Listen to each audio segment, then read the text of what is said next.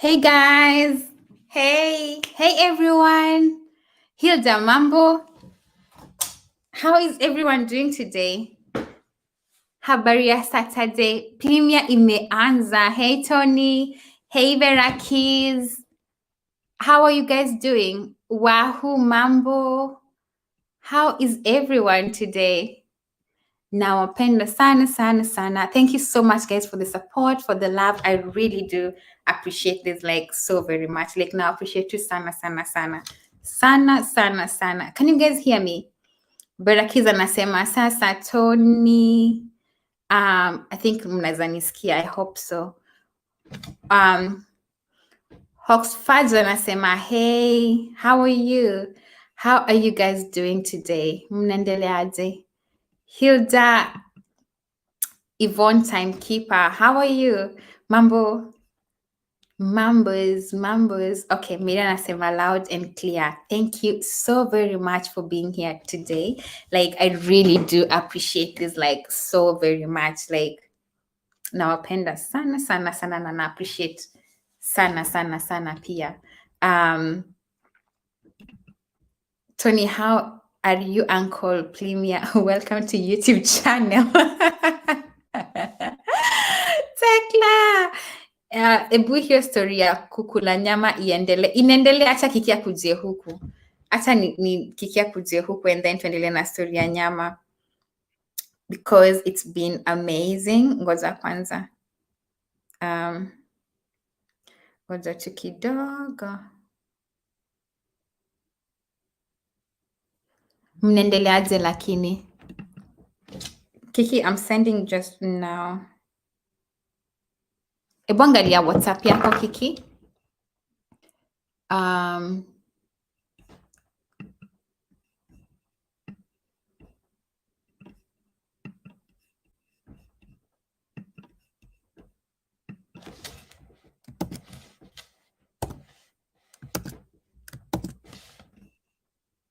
Ndio.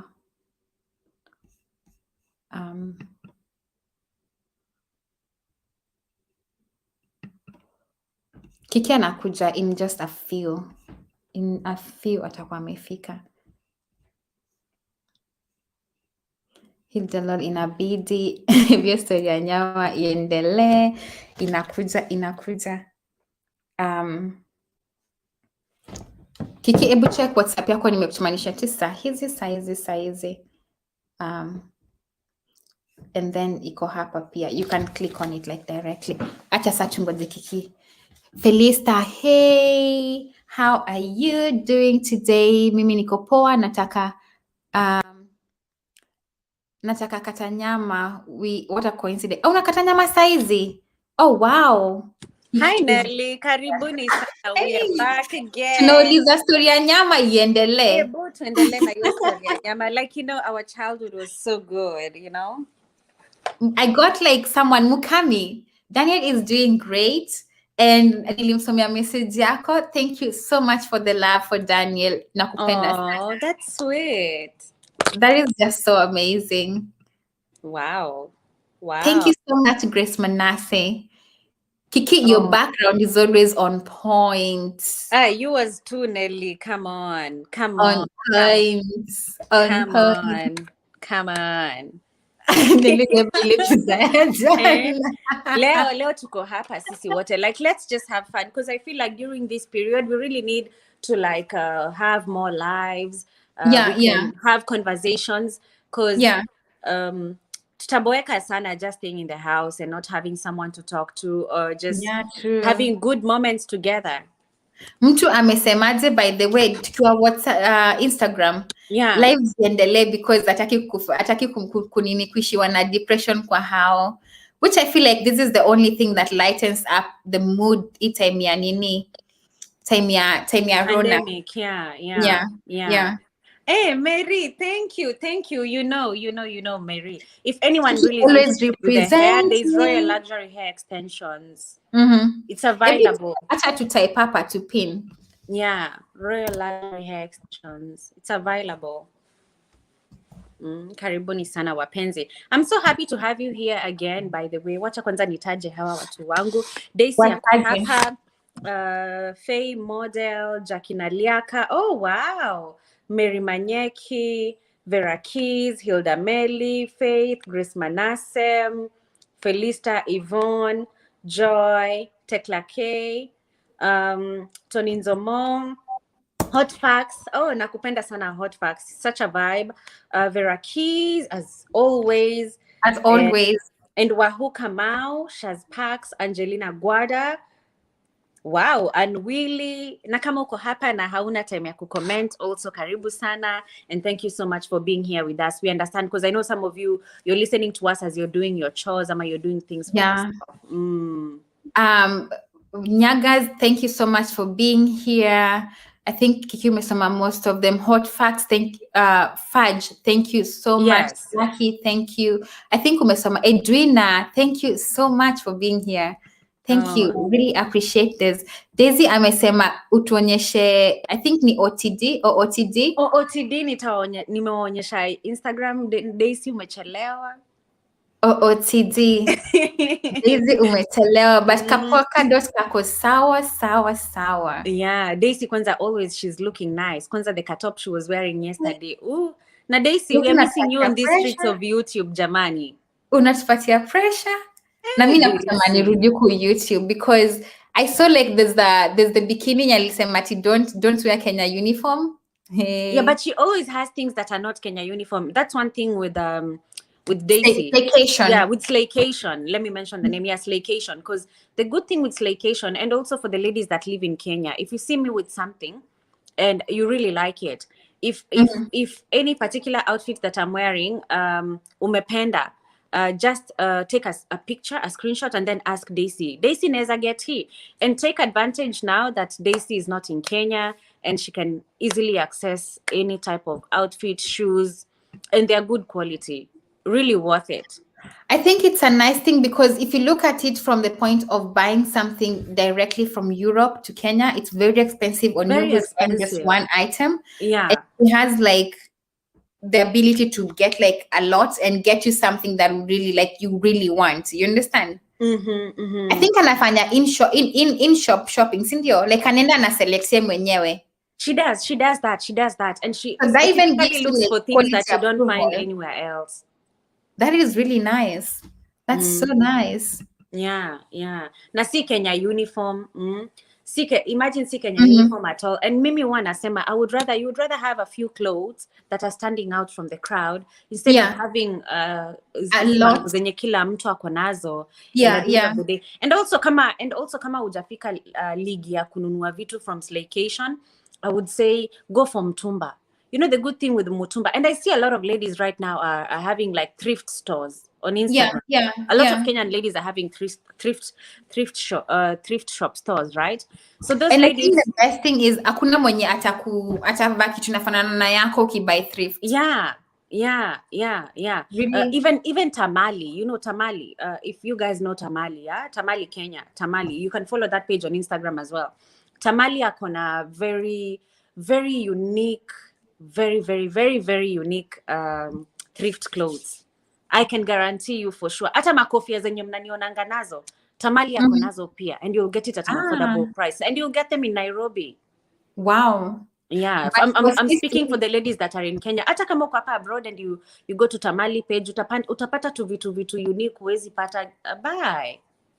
But I like Slaycation, the wardrobe itself, and it's class. I think I may redefine shops za Kenya, like shops that are based in Kenya with style and like a very different type of like style. Oh yeah, true. Acha tuangalie comments. Yeah. Trish ni poa. Mi hata nguo za duka nimeanza kununua juzi. I think thrift is really good. Na OOTD. Wait, I think I should be like this. So this is my OOTD, guys. Mmeng'ang'ana sana. Looks like that. And at the back. And also Daisy can get you this, by the way. At Slaycation. So you know where to go to. Because really some outfits I get them from my local shops here. And And sometimes I just tell Daisy, Daisy, wameleta vitu poa. Then Daisy is like, okay, wacha niweke hizo wasichana wangu. Yeah. And Kiki, I think also nini zako, video zako za YT, do you do a lot of like clothing hauls? I do. I do. And I put links for this particular outfits that I wear. I do. Slaycation has a you can order online, and she also has like a physical shop where you can go and just buy your stuff. So mwangalie page ya Daisy. Na Daisy unafaa tufungulie comment section yako ukiweka stories. Just saying. It's true. Saa ingine mtu anawashwa kumwambia kitu alafu unapata tumefungiwa. Ni kama nakwambia, who asked you for your comments? Oh my God. Talking about your hair, Nelly, Aki, I love it. I really love your hair. And I love how passionate you are when it comes to natural hair. It's not an easy task. Yeah. Thank you so much. It's not easy, but we have to make it. We have to make it. I feel like kila mtu akona like something they do better. Yeah. For example, Kiki ukile edges zako, mi siezi, you know, like the way you wear it's the true, wig, yeah. you know, Kila mtu anaanzia mahali, and it's also something that you have a passion for. Like for example, Mimi, I know myself, Nelly, when it comes to natural hair, once in a while I feel like, leo wacha ni bomoe my lines, nini nikaipoa nikana natural hair. Nikikaa kidogo naanza kusema guy, nikipiga selfie naona guy forehead yangu ni kubwa. Alafu nasema afu nikiamka kesho, because mimi I have those very coarse hair, right? Yeah. Nikiamka kesho nywele yangu ni makonge, inashikana.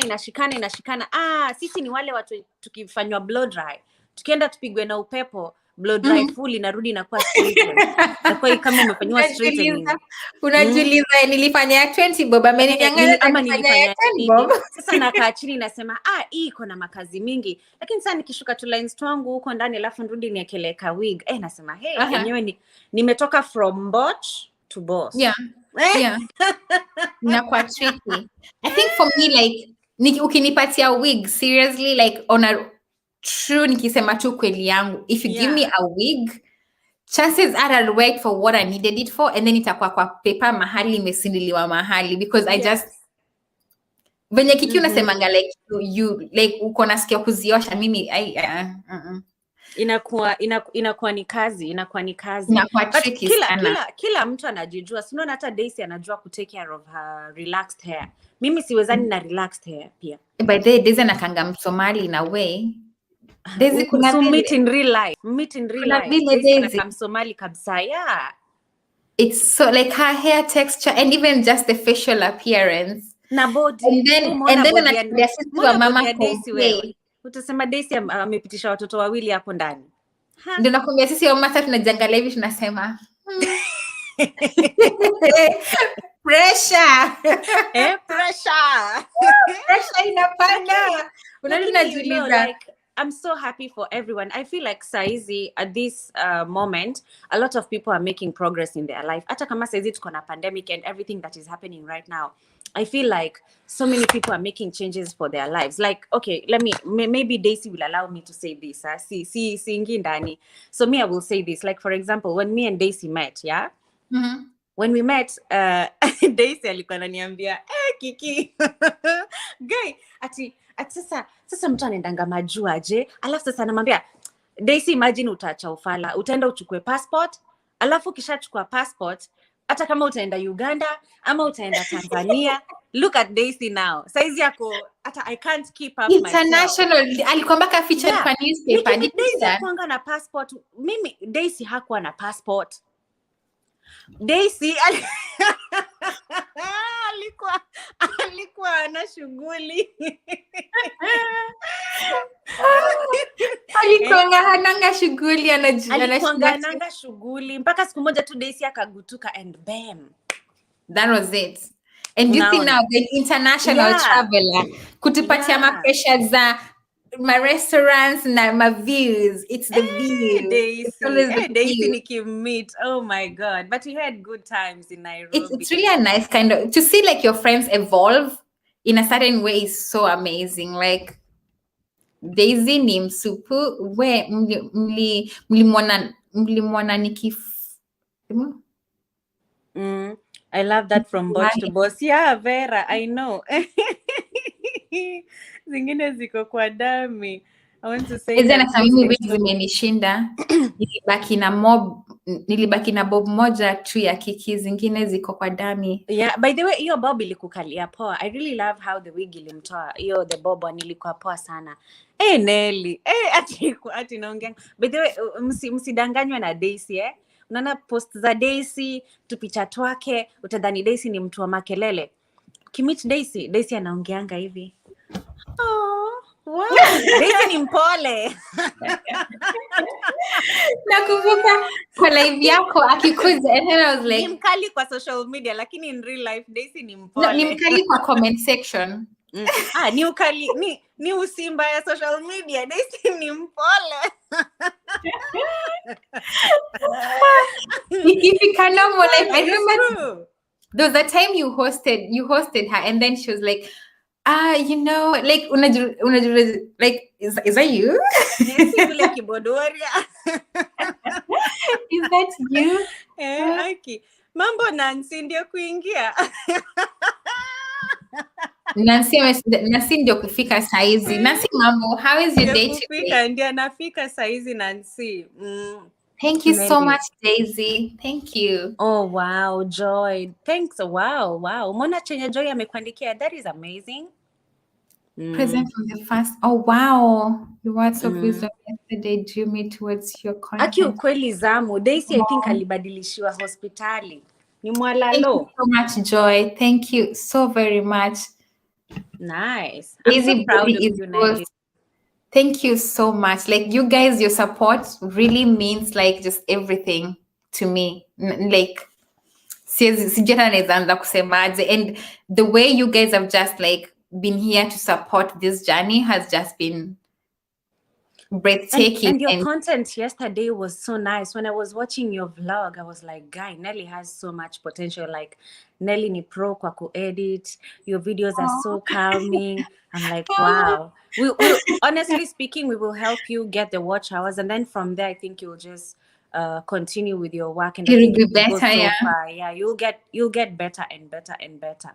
And as because we're still here, let me give my flowers, because you know, like sometimes you find people like me who have like content and they really want to do something and they know what they're doing, but then because you lack the exposure, then you end up needing someone like you who's just able to spare their time out of their busy day and be here, you know. We love you too, Gina. We love you too, Gina Ma'am and Mary Manyaki. You know, there are also some people in the past years I didn't know about them. I didn't even know they existed. Probably the same, they didn't know me. Like, these are the people that wamekuwa hard on us. They're really here for us. Now I'm just happy to see the growth. Like, tuna grow. If you look at mahali tulikuwa last year, like where we were last year, tulikuwa bado we were trying to like understand what is social media, what do you do, usifanye nini, like even if you look at my first YouTube video, I think it's for everyone. Video ya kwanza ya kila mtu ya YouTube inakwanga ya maaibu. Mi kwanza hiyo yangu guy, hata nikiona na chini ya kiti. Will you pull down? Sijai pull out, iko private. No, tuweke ndio wenye wanajaribu kufikiria like am I going to do it in the best way, or am I going to know how to do it? I think it's a nice thing to reflect on, you know. Very nice thing to reflect. I remember my first one. Wow. My first video, let me tell you how I ended up like starting YouTube in the first place. So I was going for therapies, and then it was that moment nilikuwa nafikiria like I have to do something to break the norm, you know. Of let me just keep myself busy, because then nilikuwa nimeapply ya shule, I couldn't find a class yet. And then you're like, you keep waiting, and then you're like, staki kwa hao, let me just try something exciting. And then I was like, you know what, YouTube mimi ndio hiyo nimefika. And that is how I started. I know. Like I remember Liz Queen, don't lose hope. Time itafika, pole tu. Yani with time things will work out better for you. Just keep on doing your videos, put them out there. Alafu like like venye umeandika leo, like venye today you're commenting here, right? Mimi I didn't know you're a YouTuber, so next time mimi hata ukinitumia link nitakuja ni watch na niache comment na nifanye nini, unajua. And maybe siku moja nitaamua nibibane na watu wangu tukuje kwako, so don't lose hope. I think pia kuninio kwenda kwa mapremiere za watu, kwenda kwa maninio za watu. Alafu by the way, mimi personally mi napendanga kuhang out sometimes even with pseudos. Kuna masudo zingine zinakuanga poa sana, so those pseudos unapatanga ndio wanakucorrect, wanakwambia Kiki do this, don't do this, ama maybe accounts zenyu si pseudo, ni venye labda mpendi kuwekanga mapicha. So mi napendanga tu, it's good to listen. Baby Neri. This name, do you know, like niko na watu wengi wanaita Neri. Neri. I think it's because of Jana. Kiki, hebu ngoja kwanza. Nelly and what Kiki happened? So thank you. What happened with what? Jana. With Jana. See, I think watu waliamua tu akuite Neri. No, hapana, venye ulituchesa. Venye niliwachesa. Ulituchesa. Tulicheswa. Umbea itawaua. Tulicheswa. Have you ever brewed your tea and then you're like, Kapremia kameanza. Jana nilikuja nikawajazia hivi kwa screen hivi. Nikuja nikajazana kwa screen. Nikajua sitawaonyesha mwili yangu yote. Afu si nyinyi ndio mlinipea hiyo ball. Kai. Mimi nimetayarisha. Nani alijipata kwa hiyo situation? Nimetayarisha chai yangu. I'm like, no, leo ni kusip. And then unaambiwa ngoja kidogo. Let's leave the best for the last. 550. Yeah, 550 by the way, Jana. Yeah, but you know it was showing 550, but as soon as the video ilikuwa inaisha, it was already 1,300. So it means more than 1,000 people ni wambea walikuja kuona kama tunapenda umbea. I think that is the only thing that was confirmed Jana. Umbea tunapenda. Umbea mnapenda. Umbea tunapenda. By the way, nafahamu niambie atiki kwanza Daisy hadi alikuja kwa DM akaniambia, Kiki, wow, congratulations, but I hope unichezei. Nika double tap tu, mimi hata sikujitetea. Na hiyo na mahali tuleka pabaya sasa. Daisy akaona because you double tap kweli. Alipost kwake. Daisy alipost kwa stories zake akasema, kesho Kiki nini congratulations. Hadi akaniambia, you'll be a good mom. What Daisy aliniandikia jana pia kama muktasari wa taarifa. Unaandika kama muktasari tunajiongelesha. Jana hadi fan page yako anajua. Like, I think next time just save us the heart attack. Because when we're even going to be, unajua like umefanya tumeshopia mtoto Kiki nakwambia saizi cheza kama wewe because tuko kwa magoti. Lazima ikuje. Alafu si hivyo peke yake. Do you know nyinyi venye siku react with anything mlienda kwa video zangu for the past few months mkawatch ma video zangu mkapitia, wengine hadi wananiandikia, wow Kiki, nimetoka kuona video zako, ni ukweli umekuwa na cravings, umekuwa na nini. I can also give you advice about coffee. I can give you, wengine hadi walisema Kiki, tutakuletea manguo, usinunue nguo na viatu za mtoto tutaleta. Wengine akaniambia atanibuy diapers. I was like, wow. Wengine hadi wanaona sisomi, wana copy paste message wanatumia hadi fan page. So lakini nawapenda sana. Kumbe you guys really care for me. Like we do care in a very special way, you know. Like to see we're those people when you're nasemanga, we're rooting for this baby. Like I know it's really true. It's really true. But ilikuwa confirmed Jana. Yani Jana, even some people they never chat with me. Hawajai niandikia DM, waliniandikia juzi. Wow. Yeah, waliniandikia juzi. Mimi ilifika hadi na diapers because I was like, you know what? If this baby is for real, like better ni mimi natoa diapers za kwanza because ilikuwa kameumana. Alafu nilijua, unajua this is the only chance.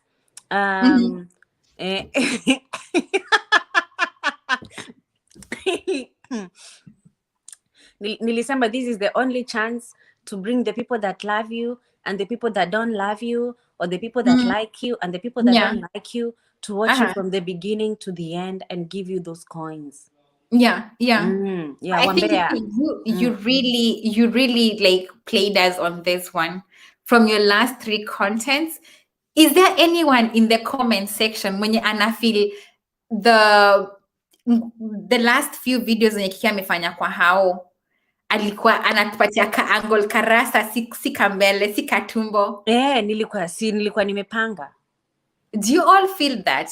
And then the last one yenye akisema venye sijui mara sijui hot coffee, sijui rice, sijui nini, and then you're like, what's happening?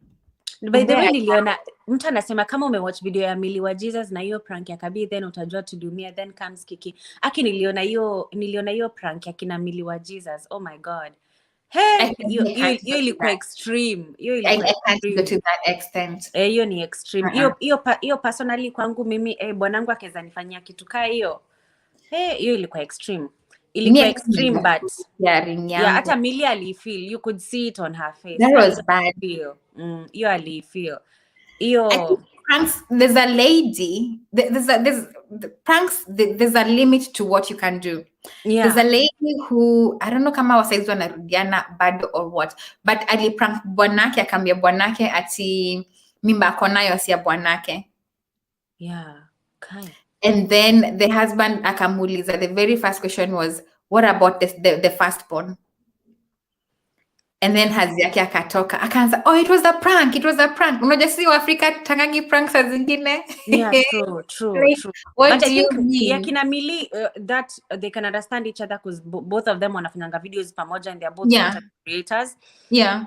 And also wanaelewana, but unajua saa zingine unaweza peleka prank into another level yenye unaweza, I don't know, maybe kuhumiliate mtu too much, unajua. True. And then because at the same time the leaks like unajua pressure ya vitu zenye umekuwa ukitaka, and then sasa nimejaribu tu kupatia kitu moja ulikuwa unataka, so mwacha tuone. But for me I think pranks kama za mimba zinaweza work. Yeah. Hiyo I think, but unajua mimi somehow I had mixed feelings. Yeah, I was like I know us ladies, right?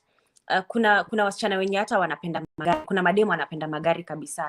So me I was like I don't think Kabi anaweza mnunulia BMW, especially the M line, and then a blue one, and then it's too sporty. By the way, that kagari is expensive. Ni kadogo. It's very expensive. Yeah, but it's very expensive. It's only expensive. For me, I think only men ama wanawake wenye wako very rough, matambo hivi, ndio wanapenda sportish cars kama vitu zenye ziko na horsepower mob, because unajua wanaume ndio wanapenda my car has a horsepower. Hawajali venye gari inakaa nje, wao wanajali bora gari iko na ma horsepowers, iko na nini. Wanaume they don't care about many things. So mimi venye niliona hiyo gari, kama me I think personally Kabi angemnunulia gari, angembaya kama Mercedes hivi, kama Mercedes kapoa, hata kama nika A class, ama angemnunulia kama angemnunulia nini nyingine, angemnunulia maybe tuseme kama hata ni BMW, maybe angemnunulia kama how are they called? Ngoja hizi zenye ni kubwa, sorry, no, gosh, the family size. The family size kado, hiyo yenye inafanana kama Audi yao. That's how I felt. Mimi personally nikasema akaka gari nakajua, lakini ni kama vijana. Huku wanasemanga ni za majoni. Johnnies. Yeah, those wenye wanasumbua madema hapa nje. But then I feel like they're able to something like an X6, X4, Evo, my X3 Evo. I think hizo ndio vitu zenye angemnunulia ya SUV. Sidhani angemnunulia nini hiyo gari. Hiyo ni kagari kadogo ka powerful. Yeah, I think inataka more of a Charlie-ish yes, a woman, but when ako single and they are into like, because even Millie was saying, babe, ama hiyo umeninunulia uende shange, ama cause ni gari ya Charlie, hata yeye alikuwa bado na two mixed feelings, but akudhani maybe itaenda hata you could even see on his friends faces. Well, they were like, did they know? They didn't. That's why you saw in their faces, it took them time to absorb but on the other positive note, it's nice amempatia pesa ya kufanya biashara. Me I feel afadhali mtu akupatie pesa ya biashara, hiyo biashara inaniweka dream car. Yeah. You understand? Yeah. Because already me I was like, si mmehama, mmeshahama. Me wanna keep up with them, yeah, because videos are sometimes interesting, you know. So me I was like, mmehama, mebuy gari, which is nice, like familia yao inaenda ikigrow in a good way, mko na mtoto. Yeah, so me I felt like bado mnajenga tena mrudi mnunue BMW. I was like, it doesn't add. Kind of tricky, but wezi judge mifuko za watu, unajua. Yeah. So mtu kama ana afford hata kama mtu anaweza mka kesho na buy kesho kwa ana afford hata gari 4 5 10, you know, but kumpatia the ticket and then she can go to Turkey and start a business. That's okay. Mtu akikupatia pesa ya biashara si mbaya. I think it's the best investment and the best support a man can ever give you, because that's someone who has invested in who you're going to become in future, you know. Yeah. Mwenye amekuempower, like it's a nice thing. Kikino natuko na guest hapa hivi, hebu ni add kwa screen tusikie. Haina shida. Shifter. Hello. Hey, hi. Hi, how are you? I'm good. You, yourself? We're good. We are doing great. Oh, excellent. Yeah. So, yeah, tell me more about yourself. I was just told to join this group by a good friend of mine. He's called Tony. Oh, nice. Thank you so much. You're welcome. Thank you. Yeah, he said, look, well, why don't you join in this group and share some ideas with, people all over the world. Sure. So I thought, okay, I'm going to do that at some point, but I've just been hearing your conversations sort of on and off because I've been busy in other groups and in Clubhouse as well, just having other discussions on. Nice. That's amazing. Thank you so much. Thank you so much for coming here. And thanks, Tony. Tony, thank you. Asante sana. Thank you, Tony. Talk to us. So where are you from? I'm from Kenya, but I live in Belgium. Oh, okay, great. I think that's where Tony lives as well. He's in Belgium. Yeah, he lives in Belgium. Yeah. I'm from Kenya and I live in Finland. Oh, fantastic. You know what? I'm in the UK. I'm in London. Wow. My husband is actually British. Oh, is he? Where is he from? Carlisle. Okay. Fantastic. That's nice. Do you sometimes come to the UK, London? Not really. We moved to Finland because the visa requirements for us as a family was just not to what we wanted to commit to. Oh, yeah. I think Britain has become even more strict in terms of visas and people coming into this country. Yeah, true. Yeah, that's true. It's not going to be easy. Yeah. So what do you do in Belgium, Wafa? Oh, myself? Yeah. So I just moved in here like less than 2 years ago because I used to previously live in Germany. Okay. And then I moved from Germany to Belgium. And so I first had to do integration because, in Belgium, they don't speak English. Oh, yes, absolutely. Yeah. Sorry, so I'm after finishing my eyes because I can't see well. I need my glasses. That's why my eyes are sort of going that way. But go on. Okay. I'm here with you. Yeah, but I'm now into social media. So I'm doing I'm a YouTuber. I'm a content creator, and I also I'm into hair business as well. Oh, hair today, gone tomorrow, right? That kind of thing. Yeah. Yes, that one. As you can see, I'm actually into the hair business as well. But for me, I think hair is a gift from God. And once you have this gift from God and you understand that, it's a privilege to have hair, then I don't interfere with the nature that God has given me, which is one of the reasons, coming from a Sikh background, we don't cut our hair. So this beard of mine has been like this since I was born. I wasn't born with it. Oh. I wasn't born with it. For anyone listening, I wasn't born with a beard, but it grew on me after a little while, and yeah, so I've never shaved it, you know. And how do you take care of it? Because it's healthy. It's no. It's doing great. Oh, you know what? It's actually a natural filter. For me, I don't have to worry whether things are going to fall on my clothes, and then I'll have to change my clothes, because even if I'm eating and a bit of the soup just drips down, it's just going to go on my beard, and then I'll clean my beard within 5 seconds, and I'm back to normal, right? you know, and Oh my God, that is the funniest thing I've heard today. it's true, but if you think about it, it's absolutely true, right? Because the thing Yeah. is, when you understand that God can only make perfection, God cannot make any mistake with whatever he does.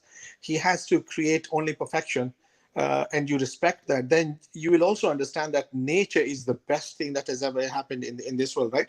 We all Yes. love nature, right? When we go into the forest, or look at all those beautiful animals back in Kenya, for Yeah. example. You want to be in that place. That's because nature is so attractive. And once someone understands that internally they're beautiful, then they will show the same thing externally. It's only when you don't know yourself as beautiful that you try and make yourself look more beautiful than you already are. And if you can't see yourself as beautiful, how do you expect other people to see you as beautiful? That's not going to happen, right? Yeah. That's I think that. true. Yeah, yeah. I feel a little bit attacked. Oh no, no. I'm absolutely not attacking you at all. I know, but in a funny way, in a I don't positive think there's a way. right or wrong. I think people, I just think Eh, people do things because, they enjoy doing these kind of things, or, yeah. Yeah. But I've always believed that the most beautiful person is the one who actually believes that they're beautiful themselves without having to add anything on top. And in any case, that is the reason why it's called makeup, right? Because you're just making it up.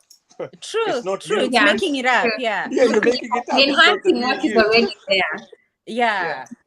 Yeah, so that's where I come from, and I just recently joined Clubhouse, and we've been having lots of spiritual discussions on these kind of things on Clubhouse. So if you're on Clubhouse as well, you might want to pop into those kind of rooms and share some content with us. Yeah, it That's might be a good amazing. place Yeah. to By the go. way, I just joined like Clubhouse recently, and I really love the conversations in there. Really mind blowing. I have enjoyed myself. I would really consider doing so. Yeah. Well, how do I put it? Let me try and put it in a different way. Okay. Kama munaweza kukuja, mkuje hapo, kwa sababu kuna watu wengine hapo wana knowledge mingi sana, na mtakuja kujua vitu mingi sana. Yeah, it's true. Mimi, so far, when I'm doing my chores, I just put the phone there, and then I'm like into different rooms, and then nasikia vitu, I'm like, wow, this is nice. Yeah, I didn't know this. You get to learn something new every time. absolutely. That's really a nice thing because, like, someone like me, nimejua Clubhouse, like, I think last week. Okay. So ni kitu naweza consider sana, considering now, like, I'm hearing people who are there now sharing their own opinions and people who listened in. So I think ni kitu poa sana. Oh Yeah. yeah, yeah. Absolutely, absolutely. Yeah, I think ni kitu poa Yeah. sana. You'll make it, especially if you're trying to do this content creation and that kind of thing. Like, you can learn a lot from there. People are willing to share their ideas with you. So, if you can meet people with the like kind of mind, then why not, isn't it? And the Yeah. world is a small community these days. You don't have to go too far to find people who think exactly like you. So No. Social media has made the world smaller. Oh yeah, Yeah, absolutely, true. absolutely. Yeah. Yeah. I'm just waiting to meet people that I've probably not seen in so many years. Because you Yeah. never know who you're going to bump in this world, right? Someone True. is saying we are of the same hair category, me and you. Yeah, we could say that. I mean, I've got long hair as well, if that's what your question is. And what Oh, and in your own head, I believe it's very long. Actually, it is. Well, it Oh. used to be even longer than that. When I was a young child, my hair used to go all the way up to my knees. What? Yes, it used to go up to my knees. I never cut it ever in my life, never. But now with age, it's actually shrunk, and it only goes to my shoulders now. But yeah, because the thing is, like I said again, as a Sikh, I believe that hair is given a purpose, and Mm-hmm. look at it. Look at the magic behind hair. Right? Actually, magic is not the right word. Just look at the perfection about having hair. It's only on the head, right here, right? It doesn't grow on our shoulders. It doesn't grow on our knees, or on the bum or something. It only grows on the head. And why is it on the head? It's like an aerial, because it is able to pick up signals that are being sent in the whole cosmos, in the whole universe. And once Yeah. we can communicate with that, then you just, it's a wonderful thing. So I always encourage people, you know what, if you've got hair, please don't cut it. It's God's gift to you. Keep it, maintain Tony, it. Tony, did you hear that? No, Okay. Tony is saying he saw your hair mkiwa wadogo. Oh yeah, Oh, yeah. Tony did. I can't read properly because I'm not wearing my And and glasses. and Yeah. and what do you apply on your hair? I simply apply oil on it. I used to use coconut oil, Yeah. but now I apply. It's called. It's some kind of red oil from India. It's pretty good because it's got mint in it, and it's got some other, I think, ingredients that soothe my hair, and it doesn't Okay. become sticky. And on my beard, I also use, which is very simple. People think, oh, why do I have to keep a beard? I don't mm-hmm. have to. I don't have to cut it. I don't have to do anything to it. I don't shave. I don't have to buy blades. I don't have to buy a machine. I just simply use water. I wash it every day. Whenever it gets dirty, I wash it. Yeah. Uh-huh. And I just give it a comb. I brush it, and there I am. I'm ready for. I could be ready in 5 minutes. For any kind of event if I choose to. And I Wow. use argan oil. I use Moroccan argan oil for my beard. I think it's Oh wow, nice. Moroccan argan oil. Oh Guys, nice. notes. Unaona venye nashindanga nikuambia story ya nywele and you guys are like, does it work? Someone is confirming the same thing. Uh-huh. Yeah, yeah. Give us some more. Tell us more Eh? ingredients.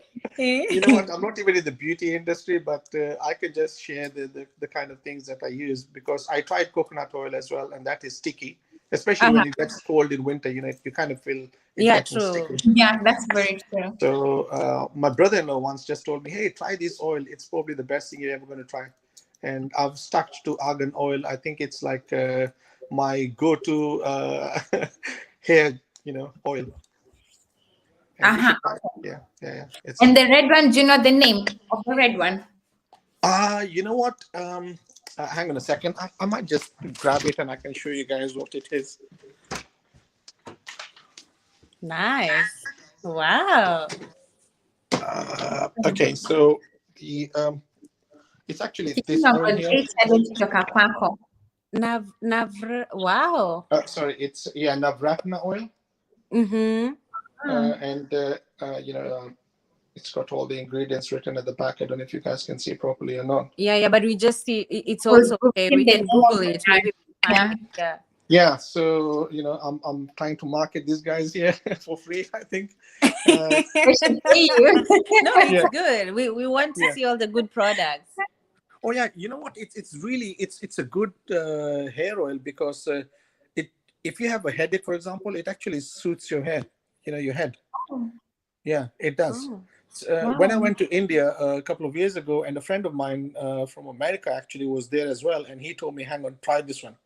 And the first day I tried it, I just totally, felt so much relief. So I've been using it ever since, and that's about 7 years now, I think. Yeah, wow. yeah, yeah. Uh-huh. I think the more you sort of go back into nature, the more you realize that it becomes easier. Why complicate life, man, so much? Just use what is natural, man. You know, it's the best way to go. It's But the anyway, best. enough about me. Tell me about yourselves. You know what? I feel like Nelly, I'm in one of those Nelly, we hair are starting salons. with you. Isn't it? It's like we're in one of those hair salons and we're discussing hair and we're discussing all these kind of oils. It's a nice meetup for a conversation. Nelly's channel is like a salon. I know. I think it is indeed. Yeah. She does a lot of content I dealing do. with hair. I do a Uh-huh. lot of content dealing with hair. Like I said, my name is Nelly. I am married to a British Finnish. So Okay. that's why, hence why we're in Finland. Hang And on. Is it still alive or is it finished? sorry, That's a joke, by the way. Finished. Yeah, you said he's British But he Finnish. went with Brexit. Oh my Oh, okay. God. He exited with Brexit. So we have three He's children. he's he's a wise man, by the way. If he left with Brexit, he's a wise man. I think it's the worst possible decision Britain made, but yeah, I've You always guys, been a. you guys said we have decided. So we just let you be with we have decided. Hang on, hang on, hang on, hang on, Yeah. hang on, hang on, hang on, And hang on, hang on, and Nelly. why? Let me. I have a question. Why do you think it was the worst decision that UK made? It's the Okay, flag. because the thing is, if you look at it from two perspectives, right? In unity, you've got more strength, right? You cannot claim to say that we are standing with you, European Union, and then move away from it. That is number one. Number two, if let's say Scotland that actually wants to move away from United Kingdom, when they say, okay, we want to be independent, and then England starts saying, oh no, no, no, no, no, you can't go on your own. You've got to stay in the United Kingdom. Hello, so this means like we've got two opinions, that it's okay for us to leave the European Union, but it's okay us not to break down the United Kingdom. It doesn't make any sense to me. There's more strength in unity. I mean, we keep on thinking that because we've left the European Union, we're going to have a bigger market out in the world. But Yeah. actually, the European Union is one of the biggest markets, and all, in fact, majority of the laws that have been made in the EU were actually started by Britain. You know, the Oh working wow. time, yeah, the working time rule. This was implemented by Britain. You know, all these trade tariffs. This was all implemented by Britain. So why are we running away from the very thing that we proposed way back? I think it's just silly. I think for me too, I would agree with the same. And now even you can see with the pound, the value has reduced. Oh yeah, yeah, absolutely, yeah. Oh And I yeah, think yeah. it's True, it's true. it's But probably it's going to go also back. with I think it was really advantageous when the borders were open. Like it kind of made trading so easy, movements very easy, and now it's like kind of complicating. But regardless, it's okay. Yeah. Yeah. Yeah, I mean, okay, now look at it this way, right? We are already having problems of deliveries being delayed from Europe, or, goods not coming in time. And we still haven't even implemented the VAT rules or the tax rules for, imports in this country. They're going to still do them, I think, in full in about 3 or 4 months. When summer comes, that is when they're going to be even more stricter on the goods. Imagine we're already having a problem. We haven't gone into this strictness. What do you think is going to happen in another 6 months? It's going to be terrible. We are going to be in a worse situation than before. I just feel sorry for Britain. Maybe there's going to be a silver lining at the end. I don't know, but time is going to tell. You're welcome to both Finland and Kiki's home as well. In Belgium. In Belgium. Yeah. You Yeah. can move to either. So I think that's I'm a content creator, I'm a mom, and I'm a student at the same time. At the Oh yeah, moment, you know what? You're going to tell me about your kids. Yeah, so tell me. Yeah. so like I said, I'm a mom, wife, and I'm a student and a content creator. So that's much to me. I do. Yeah, I love their videos as well. Hey, what are you studying, if you don't mind me asking? We moved here. I'm just 1 year old in Finland. So I have been doing my integration studies, which is basically mainly the language, because we speak Swedish and Finnish only as the national language, of course. You start with Finnish, you start with Swedish, and then you finish with Finnish. Yeah, you finish with Finnish. And then you're finished. And then you finish, exactly. Of all the countries in the world, Finish, you have to finish, finish finish. there. Yeah. Once you're done with that, you just drink your beer and then you're done. Okay. Okay. Do I have to comment on that? Because I can comment on that. If you want to, feel free. If you want to, yeah, it's a free world. It's not going to be a very popular comment, honestly speaking, but Have your shot. okay, so I just think alcohol is not the solution to your problems. It's just a solution. It's a liquid, right? Yeah. Yeah. It's just a solution. Yeah. 100% true. Just like Oh my God. Yeah. So I kind of try and avoid going to to the side of alcohol, because frankly speaking, I think alcohol was intended for probably another reason, just for recreation. But these days, unfortunately, alcohol has become the go-to place or the go-to thing, and we think that alcohol is going to give us that replacement of having internal joy, not eternal joy, but internal joy. And Mm. that is just an illusion, because many people that I know who consume alcohol end up with really worse hangovers the next day. And then I keep on asking myself, why are you guys doing it if you know that you're going to have a bad hangover the next day? What's wrong with you, right? Yeah, Yeah, so yeah, true that. yeah. So I've never had alcohol in my life. The only thing that I can say about alcohol is that when I stepped on a grape, it let out a little wine. Uh-huh. Yeah. Okay, Would you that's a eat joke. food cooked with wine though? Like for example, beef or something. Like beef stew. Okay, now I'm going to get really unpopular. Now, if you're looking for popularity, I'm probably going to be the worst kind of guest you're going to have, because I believe in compassion, and I don't believe that my. You know what you do with dead carcasses? Where do you put dead carcasses? You put them in the cemetery, right? I Mm-hmm. don't think that my body is a cemetery, which is why I will not put a dead carcass in my body. So I don't consume meat. Okay. So I you're know it sounds I know it sounds gross. I'm not saying this is right or wrong. I'm just saying this is my opinion and my observation, because I think human beings have been given an ability to consume other things which will still give them a lot of strength. So for me, I see a lot of compassion in not killing animals, because they're also sentient beings. So, and I wouldn't want to do that. Just the same way I wouldn't want someone saying, "Oh, you know what, your kids look really juicy. We're going to cook them for lunch." So yeah, I That's think true. when you want to extend your spirituality, then you have to move away from that kind of thought. God has given us so many things. We really don't have to kill animals for that.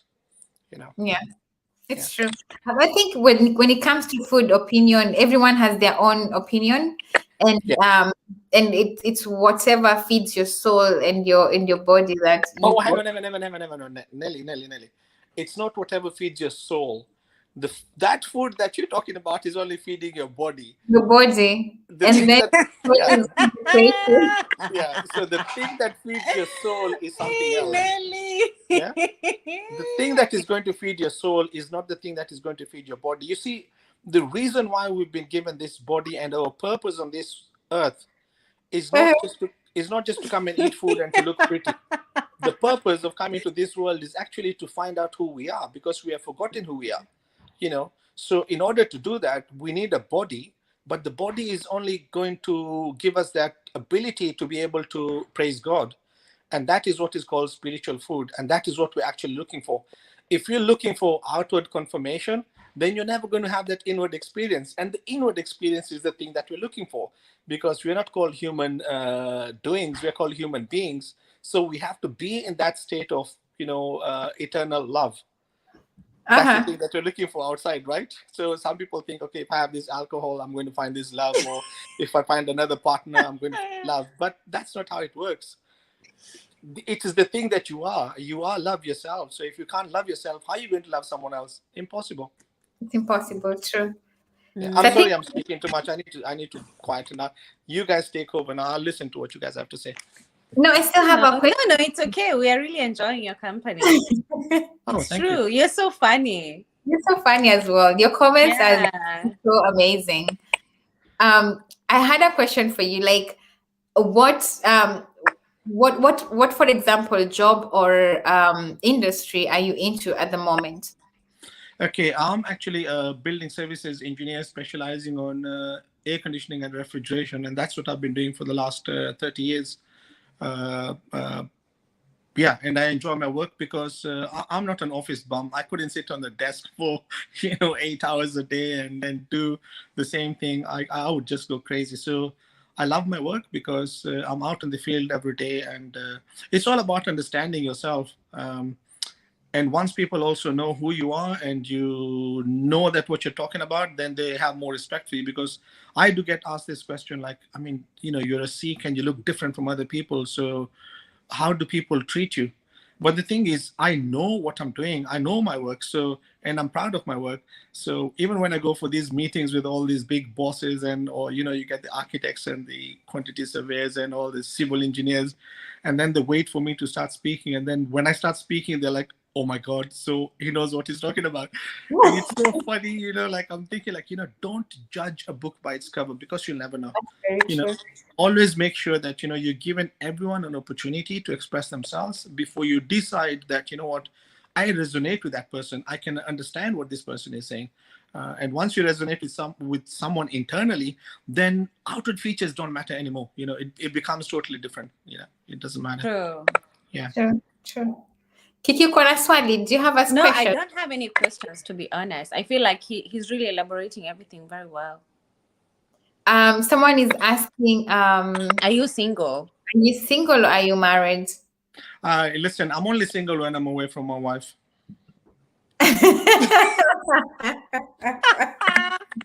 And when are you away? Which is hardly any time I'm away.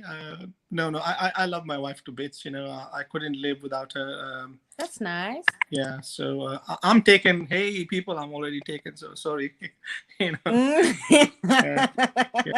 No, I'm married. I've got 3 boys. Oh, 2 are in wow. uni, and my youngest one is. He's gone to high school. He's going to be doing his GCSEs Wow. in a couple of months. Yeah, so yeah, I'm taken. And they have a funny dad to live with in the house. Yeah, such a fun dad. Well, I don't know whether they'd like to call me a fun dad or not. They're always like, "Oh, dad, man, stop your jokes." We've already heard that before. No, I enjoy, like, you know what? Life is good, and the way people think that actually God is the destination, that is what we're going to end up to. Actually, God is not the destination. God is simply just the journey. And if you can't enjoy the journey, then what the hell are you doing here? Because everything that you do in this life, basically the word God, life, truth, freedom, and love mean exactly the same thing. It doesn't matter where you use them in your life, they will exactly mean the same thing. So when someone asks you, hey, how is life? They're actually asking you, how is that God in your life? And if you stay positive, then this is the only thing that we need to do. Just stay positive. When you can see perfection even in the imperfection, then that's the state you want to be in. And that is exactly what the paradigm we're in this life. We look at things and we think, how the hell could God do this? But you know what? It's not actually God doing it. It's we, humanity, that is actually doing these things. And then we try to blame God and say, oh, God is doing it for us. No, he's just the observer and he's the journey. So, he will give us freedom to do exactly what we want to do. And sometimes humanity has to do that thing which it is not very proud of, in order for us to know our higher being and our higher self. For example, do you say war is an interlude between peace, or do you say peace is an interlude between war? That is a choice and a decision that society is going to make. And maybe with COVID right now, maybe this is exactly the point where this revolution is going to happen, where people are going to search themselves internally and think, you know what? Why am I here today? What is my purpose in life? Was I just thrown into this cosmos just for the sake of it, as a human being, and I'm going to do all these things today and decide, okay, this is the end of my life? No, this is not how it works. Each and every human being has got a specific purpose that they've come for in this world. And once your purpose is fulfilled, then, we just go back and merge with where we came from, which is the all that is, which is the energy that exists. You know what? I'm going to stop speaking because I think I'm just saying too many things. No, you can talk, you can speak. There's no problem with that. And I have, I think, some other questions for you. Yeah, okay, how long have you been married for, and what's your major secret, or like some things you have learned about marriage? Okay, my marriage was actually quite funny. I would like to call it funny. So I lived in Kenya for about 25 years, and then before I moved here, my sister called me after I lost my parents. I lost my mom when I was 19 years old, and I lost my dad when I was 25. And I was living by myself. Tony knows me pretty well because we were actually neighbors. We were literally neighbors. We used to see each other almost every day in hockey because we played in the National League. And So I stayed by myself for 3 years, and my sister was in the UK. She invited me. She said, "Look, come over, spend some time here, and forget about things that are happening in Kenya back home." So Yeah. I came here. It was my brother-in-law's birthday, and I was there at the birthday, and we were chatting. And Mm-hmm. as we were chatting, she asked me one question that, "Oh, how about my sister was talking to my potential sister-in-law, and they were like, why don't we get these two married?" So when they asked me that question, I only had two conditions for me to get married to whoever they were going to tell me. The Yeah. first one was that the lady must be wearing a turban like this, like the one I've got. Oh, And really? she should be wearing that. And the reason why that was is because my mom used to wear that. And the significance of wearing a turban is that everything that a man can do is exactly what a woman can do in Sikhi, in Sikh circles, in a Sikh way of life. There's Ah, 100% equality. There's no differentiation. There's no way of saying, oh, that a woman is lesser than a man, or that a woman has to be subservient to a woman. That just doesn't happen. There's 100% equality. So that was my first condition. And my second condition was I wasn't going to say no, because who am I to say no to someone else's beautiful daughter? I don't have the heart to say that, because every man looks at his daughter as the most beautiful thing, right? So I can't say that, I'm going to say no to that person. So my condition was I'm going to say yes. I won't even look at that person. I'm just going to say yes and agree that, yeah, that is the right person for me. So I trusted the universe for this. And I think the universe just threw me back a really great gift. And I got a beautiful wife. So that's my wow. truth. Yeah. That's so Wow. beautiful. Yeah. Yeah. So I've been married for, better check if she's here, if she's listening, about 22 years now. So I don't want to Oh, get it wrong. wow. Yeah. Amazing. 22, 23 years now. Yeah. Yeah. Wow. That's nice. So what are some of the things you have learned on your marriage, like, over these years? Because I think both me and Kiki, most of us watching here, are still like new into this like type of marriage. So, like, what are some of the things you'd advise someone, for example, Hey, okay. So, or unfortunately, just something you have learned along the way? or maybe I can tell you a few things. Uh, the thing is, many people think that marriage is an obligation, and marriage should not be an obligation. It should always be an opportunity for you to experience yourself Mhm. as yourself and God through you. It should not be just an obligation. And people think that when you're obliged to marry to someone, then you have to be subservient to them. And my Mhm. advice is, don't fall into that trap. Just make sure that you're not going into that situation with an expectation, because once you set Exactly. that Expectations are expectation, very bad because you end up getting disappointed at the end. yeah, you've set yourself Yeah. disappointment. So if you go without any expectation, then chances are that you're going to enjoy the journey. It's going to be more beautiful. So yeah. So, no expectations, just walk in and live out.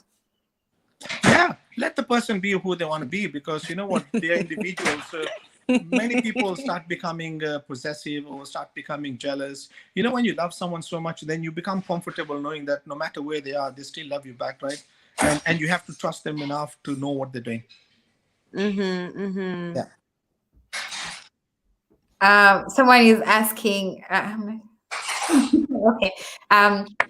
Kiki, do you have a question? Back to you. No, to be Do you honest, I don't have. have I feel like he's really answering all the questions very well, and to a point like you don't even have questions to ask because like everything all of is so yeah. It's like no holes left open. yeah. I really love this. And someone actually asked up, I think the comments have gone now. Because of where you like the industry you're in, are you hiring if you have your own for example, company or something like that? Oh yeah. Because they are Um, based in the same country. oh yeah. So what I do is I actually work for myself now. I used to have people working under me, but once we had a recession in 2008 in this country, and when I had that recession, then things weren't very good. So I had to let go of my staff, and now I only take on people as and when I need them, because work-wise things are not as good as they used to be before. Yeah, But because of the pandemic. correct, yeah. So not many people have got steady jobs at the moment. It's unfortunate, but that's just the way it is. Yeah. Wow. Wow. Yeah. But Letani Maswali, if you have the questions for Ask our host. questions. If you have any questions, then we can answer. Mm.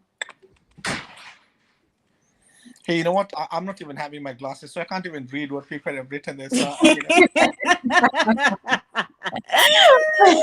Someone is saying eloquence. They're really loving on you and saying that Yeah, very you eloquent. are teaching us a lot, and that your eloquence also. And that I was just having a discussion with someone earlier on. There's someone who contacted me from. She lives in Switzerland now, and she's actually from Kenya as well. And she happened to meet me on Clubhouse, and she wants me to go on some of her groups that she's room that she's preparing. Then we can have this kind of discussions. And I was just telling her, you know what, I'm very disloyal. So and she asked me, what do you mean you're so disloyal? I was like, you know what, I like to be free. I like to go wherever I enjoy having an intelligent Wherever you want conversation. to go to, yeah, you want to be free.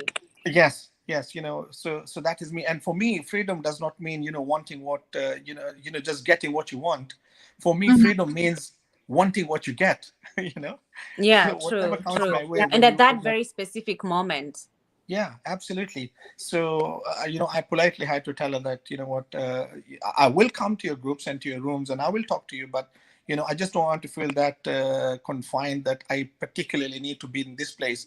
But the discussion went even further later on into things like, homosexuality, for example. Like, what's my opinion on that? And I was like, you know what? God has just created people in all sorts of different ways. And it's really sad that some people can't be able to express the way they are. And in fact, if you think about it, they're probably just an end to themselves, because you know what? They're not going to have any kids. So why we worry? Just True, let them true, be. true, true. Just Yeah. let them be. What is wrong with that? Oh, Poor yeah. people can't go back to Africa, because the moment they do that, they're just going to be, stoned or killed or put in prison. And, why? It's just the way they are. And then another thing is, I remembered, Jomo Kenyatta was saying, like, when the white men came here and then they held the Bible and they said, hey, let's pray. So they gave us, this idea of close your eyes, and we closed our eyes, and, we had the land and they had the Bible. When we opened our eyes, they had the land and we had the Bible, you know. Mm-hmm, mm-hmm. So Yeah, yeah. there's so much passion in religion at the moment, and sometimes I just think, what, I think Africa was probably better off without all this kind of religion. I think when we had the old gods, Ngai and all that, those people up in Mount Kenya, I think things were much better. And Mm. I think we need to go back into those books and study them a little bit more and decide, what, I think this serves us, and this is a higher representation of who we are. Oh, And yeah. Oh, you know yeah. But there's yeah. someone who's asking, what's your take on polygamy? I think that's kind of a loaded question, because everyone's got their own opinion on polygamy. The thing is, Yeah. the way I understand polygamy is, I've got 3 boys. It doesn't mean I love my kids 33 and a third percent so that it totals up to 100%. No, True. it just means I love each one of my child 100%. You know, Yeah. And in their own unique way.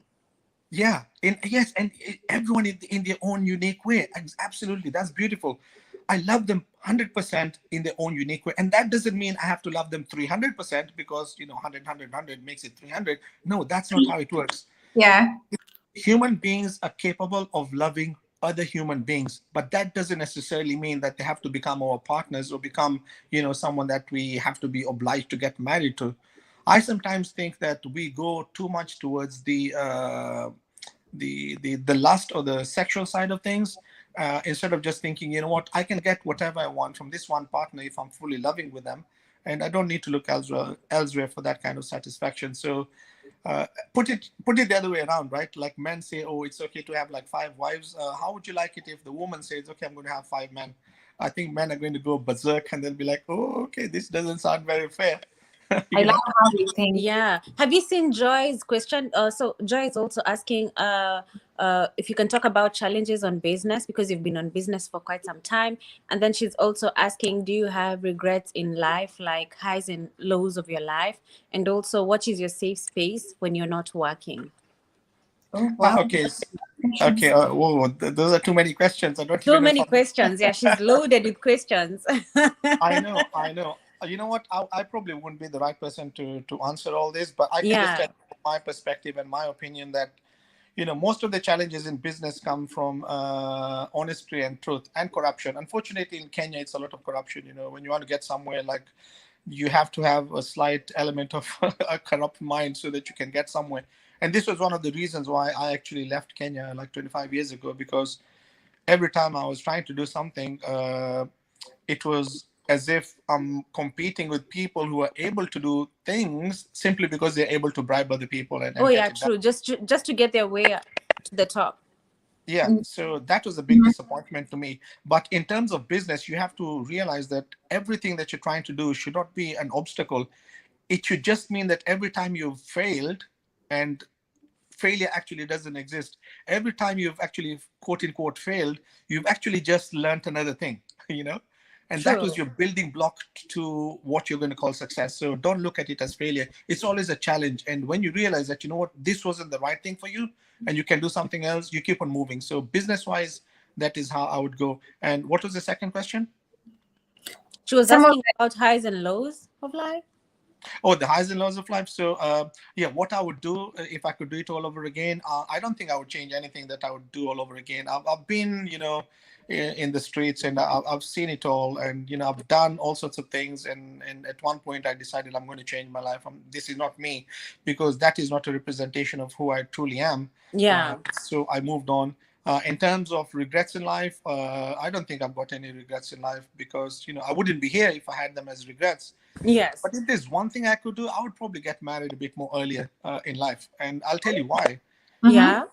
The reason is, imagine if we get married late, like let's say when I'm 30 or 35, then what happens is that by the time my kids are 20, I'm like a granddad age, kind of, 60, right? And Yeah. I can't do those kind of things with my children. I would love to go hiking. I would love to go cycling. I would love to go and do all these, adventurous things. So if I got married in between the ages of 20 to, let's say, 23 or 25 maximum, then even by the time I'm 40, which is still not too old, and my kids are in their late teens, I will still be able to do a lot of things with them in life. And I think that's really a good kind of time to get, to get married. And not only that, even biologically, if you look at it, the human body produces, the chemicals inside and the liquids, and it kind of peaks up between that age. So, that is when you are at your peak, and Your the peak genes that you're going years. to, Yeah. the genes you're going to pass over are going to be, the fast swimmers, so to speak. So yeah, I would suggest that's a good time to get married. And I don't say it's a regret I have, because I got married when I was 27. I think it was just purely circumstantial. But yeah, if I Oh could go wow. back and do that, And you got your first child when you were how old? I was 28. I think I Oh, was really 28. Oh wow. yeah. I was this time 28. is only. Yeah. That's so beautiful. Someone is asking, how old are you? Oh, how old do I look? I think I'm only 17. Actually, I'm 20 with about 30, 31 years experience on top of that. Oh Yeah. my god. Yeah. Don't be deceived by this beard. This beard is just a deception. It's not me. Okay. So yeah, I'm only 20. Yeah.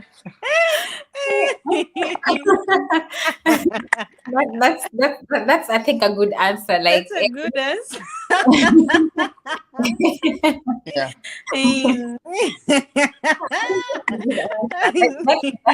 that's a beautiful answer.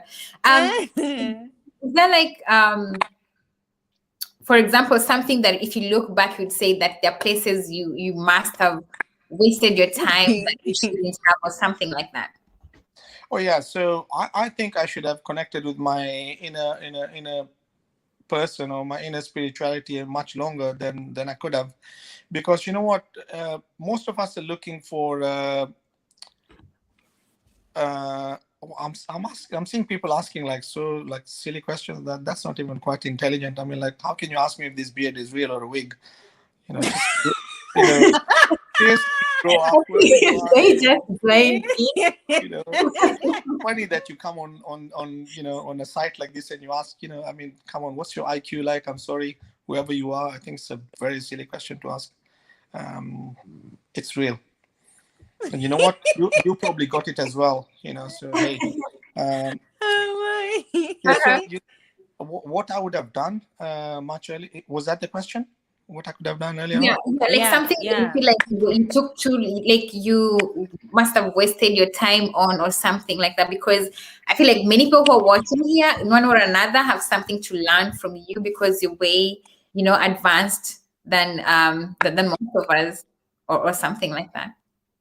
So I'm actually not as advanced as people think I am. I'm just the same as everyone else. It's just that, like all energy, behaves in different ways. So I'm just vibrating with probably a different frequency from other people, and some people will resonate with what I'm saying because it makes sense to them, and some people will probably just look at me and say, you know what, go to hell, kind of thing. Like, we don't understand what you're saying, or you're trying to True. make yourself look, different. But the most amazing thing is actually each and every individual human being is different, and everyone is unique in their own special way. That's It's true. like grains of sand. If you go to the beach and look at grains of sand, no two grains of sand are exactly the same under a microscope. They're all different. Just like snowflakes, no two snowflakes ever in the history of humanity in the world have Mhm. ever been the same. Think about that. That's just amazing. So no two human beings are actually the same, which makes us all unique. And Mm-hmm. that's just the fantastic bit of life, that because you're unique, that means you're going to do unique things in this life. So why not just be yourself and enjoy yourself, and just be that thing that you are supposed to be, and stop trying to emulate what other people are trying to do. um, it all comes from awareness, because once you start having that kind of awareness, then you start connecting with yourself. And I wish I had this awareness earlier on. So the way awareness works is, you've got three levels of awareness. The first one is when someone is said to have hope, and hope just simply means that there's going to be a positive outcome, but you're not sure if it's going to happen to you, right? And Yeah. then the second level of awareness is the one that is said when someone is said to have faith, or has got belief. And that just means that there's a guarantee of a positive outcome, but again, you're not too sure what it's going to happen to you.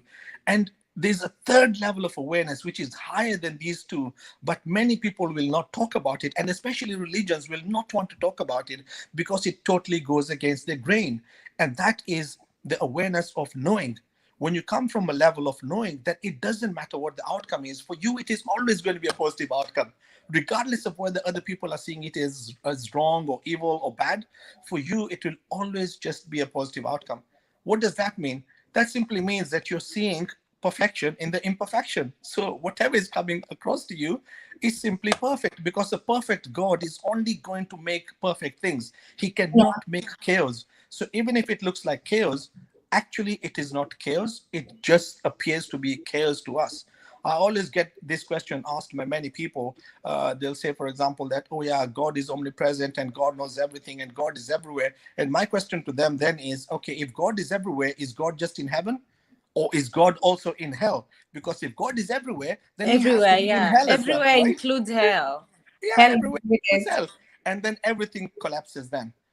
The only way to understand is that we cannot be separated from this God or this energy or whatever you want to call it, because we must exist within this God. But the only way we can think that we are separated from God is when we use our mind. And the mind was the tool that was used to create this separation, because when we get born into this physical world, when we come from the state of knowing where everything is happening in the moment of now, we come into the physical world where there's time and space. And when we experience ourselves in this physical world, we get divided into three distinctive parts, which is the mind, the body, and the soul. And when we yeah. get and it's the mind that allows us to think that we're separated from God. But intrinsically, we can never be separated from God, and neither can we be separated from each other. The creator and the created are part and parcel of the same thing. We are not separated in any one way. And in fact, the most amazing thing is we are actually co-creating with God. So God is creating and we are co-creating with him. So I could go on and on about this kind of thing. So I'm just going to Someone stop. is asking, what's your view on contemporary parenting, compared to the olden days, especially on discipline? And this question, if Kamon is the answer in Kiswahili. Oh, what do they mean by contemporary parenting? Is that like current kind of parenting? Yeah, modern. Modern Yeah. parent? Okay, so okay, so most of the times in let me just make myself comfortable. Sorry. So The in thing olden happens days, really. yeah.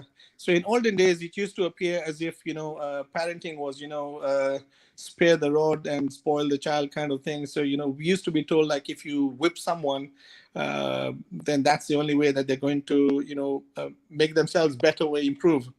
And this stemmed again from the principle that for an action that we do, we're going to be punished. And this is totally wrong because we think, oh, because our parents punish us, God is also going to punish us. And this is where we're fundamentally wrong.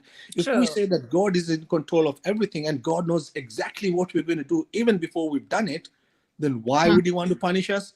Hello, God, you knew exactly what I was going to do. You let me do it, and now you're punishing me for something that you let me do. I Doesn't know. make any So, sense, somewhere along the line, it really doesn't make sense. I feel like we fear the unknown, and the unknown tends to be extreme. Exactly, Yeah. exactly. Yeah. And then taking it back to parenting. So this is the same kind of fear because that was instilled in us through religion, which by nature is actually just there to disunite us. We've actually taken that same thing into our family. So we think if we punish this kid, then this kid is going to come in line. But science and research has actually shown that punishing a child never makes the child improve. Think about it. There are countries in this world, if you steal, for example, your hand might be chopped or you might be going into jail for so many years for stealing. But why is it that even despite we've got these rules and despite people knowing these things, why is it that people still keep on doing the same thing? Why? Does it mean that if I keep on punishing my child, that my child is going to improve? No. No, Studies have shown they're no. not going to improve. The only way to make a child understand what you're saying is by setting an example.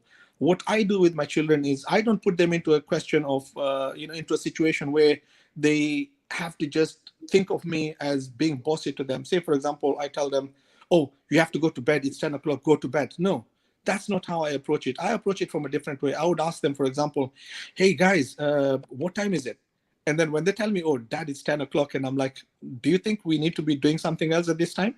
And then Oh, I let them create that. I let it come from them. Then it they'll comes tell me from themselves. them. Yes, it comes from them. And once it starts coming from them, then they're responsible. Then they realize, okay, you know what? I'm responsible for my life. I'm in control of my life. I make the decisions. And when I make the decisions, it purely means that I'm creating my own destiny. And that is a very powerful way to bring up our children. I'm not saying that all children are perfect, but I'm just saying that it's a good way to communicate with children. I think these days parenting have really changed, and I think it's the much needed change because our parents, for example, we believe that ukichapwa ndio utasikiza, utakumbuka, like nikieka tu hiyo uchungu, asikie hiyo uchungu kidogo, hautasahau. But Yeah. then I don't see, now that I'm a parent as well, I don't see a benefit into inflicting pain to correct. No, no, Mm-hmm. Instead, like for me, if something is not working, for example, like there's something I keep repeating, I make my son write it down and yeah, glue it in the fridge because I know they're always opening there. It's ice cream, it's anything, it's milk. So you have Mm-hmm. what you promised me on the fridge to read it always. So I feel like it's the current mode of parenting is really nice, but also considering the time we're growing up when we were talking about kupanda mti na kuchukua change na kuchukua mkate katikati ya loaf, I think that was the needed type of punishment for that time when you're growing yeah. up. Yeah. Mm-hmm. You see, at Mm-hmm. the other extreme, Um, also, at the other extreme, Nelly, there's also this other kind of parenting where everyone goes like, "Oh, you're such a beautiful child. Oh, you're so good. Oh, you're the winner. Here's a certificate to show how nice you are." No, again, that is also counterproductive. Sometimes you just have to be real with the kids and let them know exactly how it is. Start telling them about the birds and the bees without a problem. You just need to be honest with the children and let them know exactly how it is, because we assume that kids are stupid sometimes and they'll never learn, but you know what, they're very intelligent. If you speak to them properly, they will know exactly what you're saying.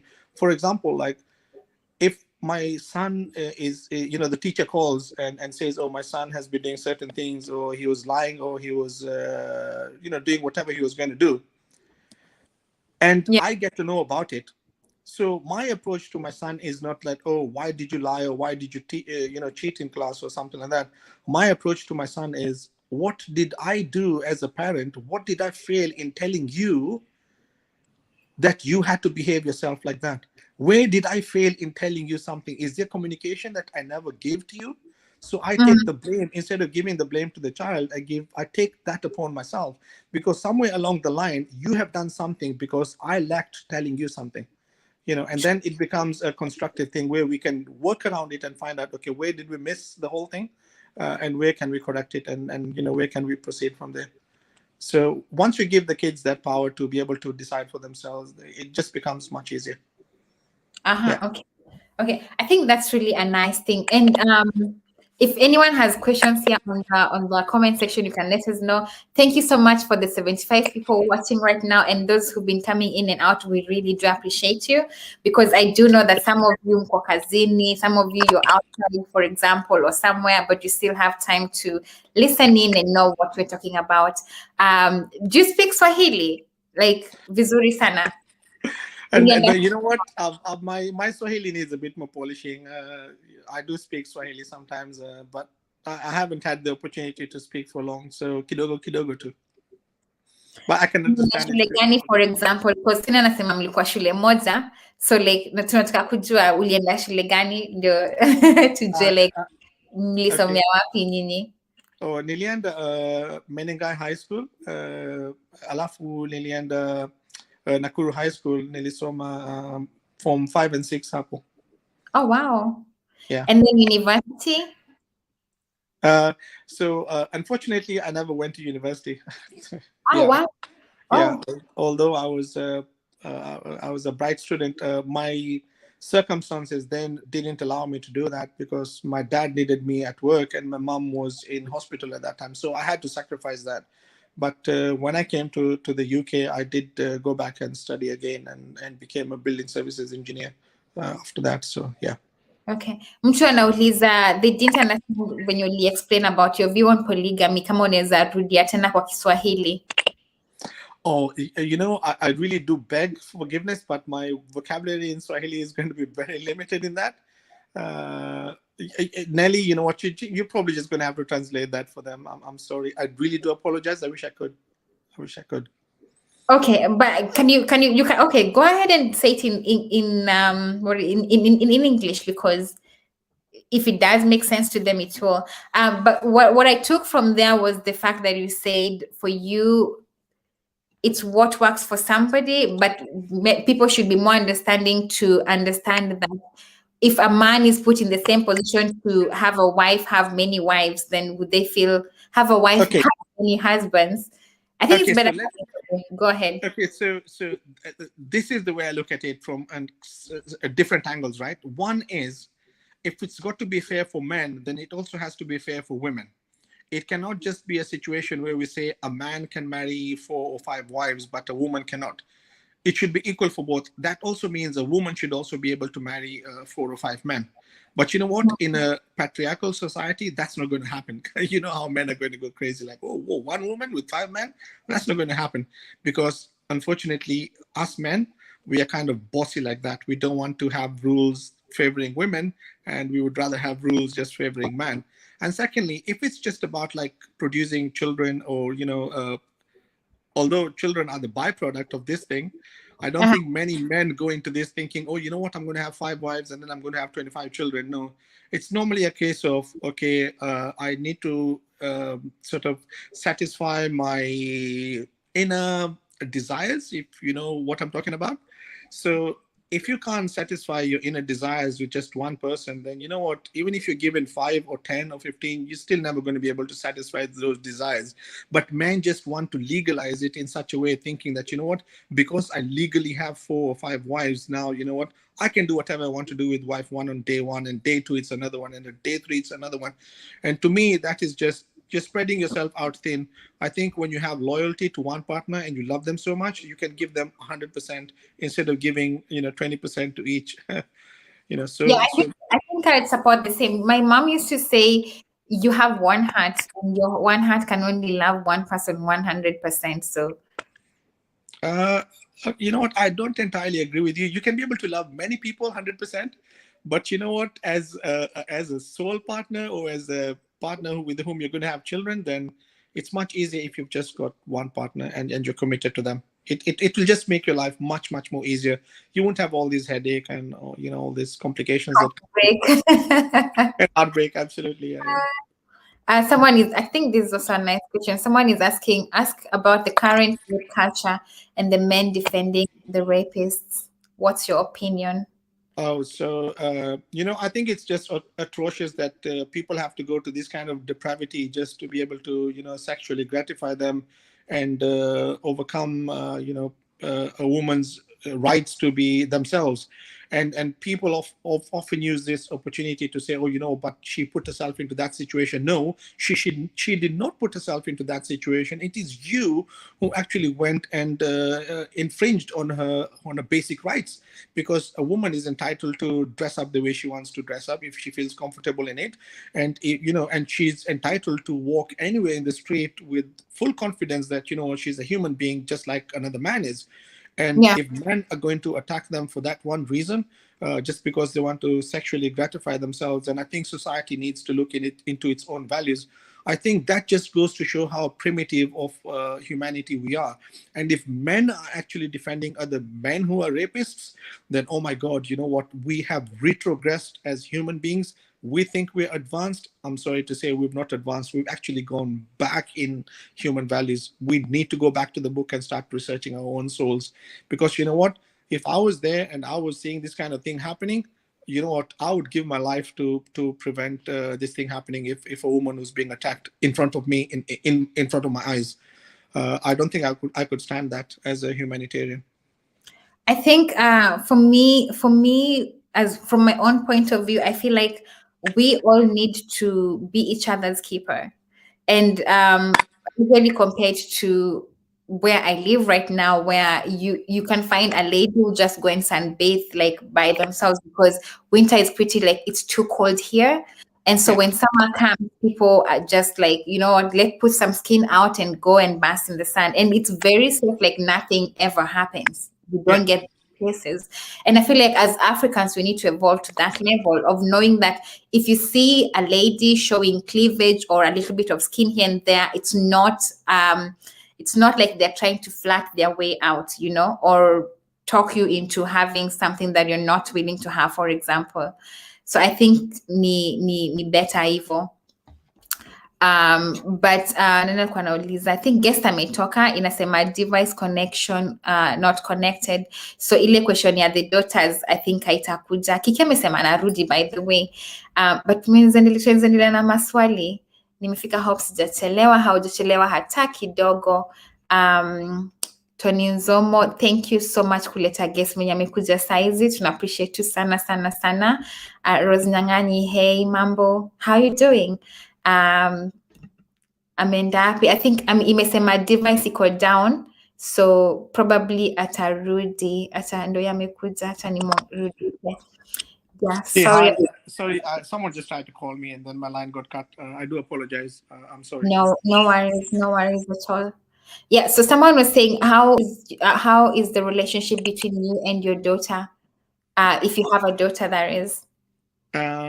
Okay, I've got very many daughters because I see young girls as my daughters. I'm back. Hey, hi, good to see you. On time. Yeah. I've got my nieces who I'm pretty close to, and I think I have a very good and healthy relationship with them because I do.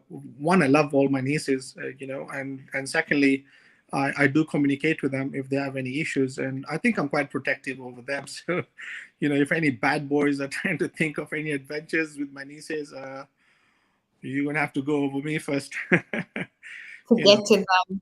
yeah. And I think the thing is, once you start having this conversation with children and you start treating them like adults and they grow to self-respect, then, the thing with us is we kind of mollycoddle our children as well. We, want to have them in a space, in a safe environment. We don't give them their own space to be themselves. And then that becomes a difficulty. Once you can instill that confidence in women, then yeah, they can be free. And one more thing I need to tell maybe people who are listening, as a Sikh, my way of life is Sikh. So we are, when we get baptized, we are given 5 items that we have to wear on ourselves all the time. Oh, wow. Yeah. So the first one is I've got a comb in my head inside. You probably can't see it, but inside here, I've got a comb in the back of my hair. So I tie it into a knot and I put that comb there and I comb my hair twice a day. So in the morning and before I go to sleep, I always comb my hair with this comb. It's a wooden comb. The second one is I always wear a turban. So right now during the day I'm wearing a bigger one, but when I go to sleep I've got a smaller, shorter one, which is about 2.5, 3 meters long. But I always wear it no matter where I am in this world or whatever time it is. I will always wear one because I believe that my head and my hair is the crown. And why not, if you think you're the son of a king, wouldn't you want to be wearing a crown like a prince? So to me, this is my crown that I wear. The third thing that I wear are these bracelets. They call them like a steel bangle. I don't know if you can see that. Yeah. So you Yeah. see most Sikhs wearing this, and this is just a sign that is. It's like a handcuffs, or something that ties me to my Creator, reminding me that if I'm going to do something wrong.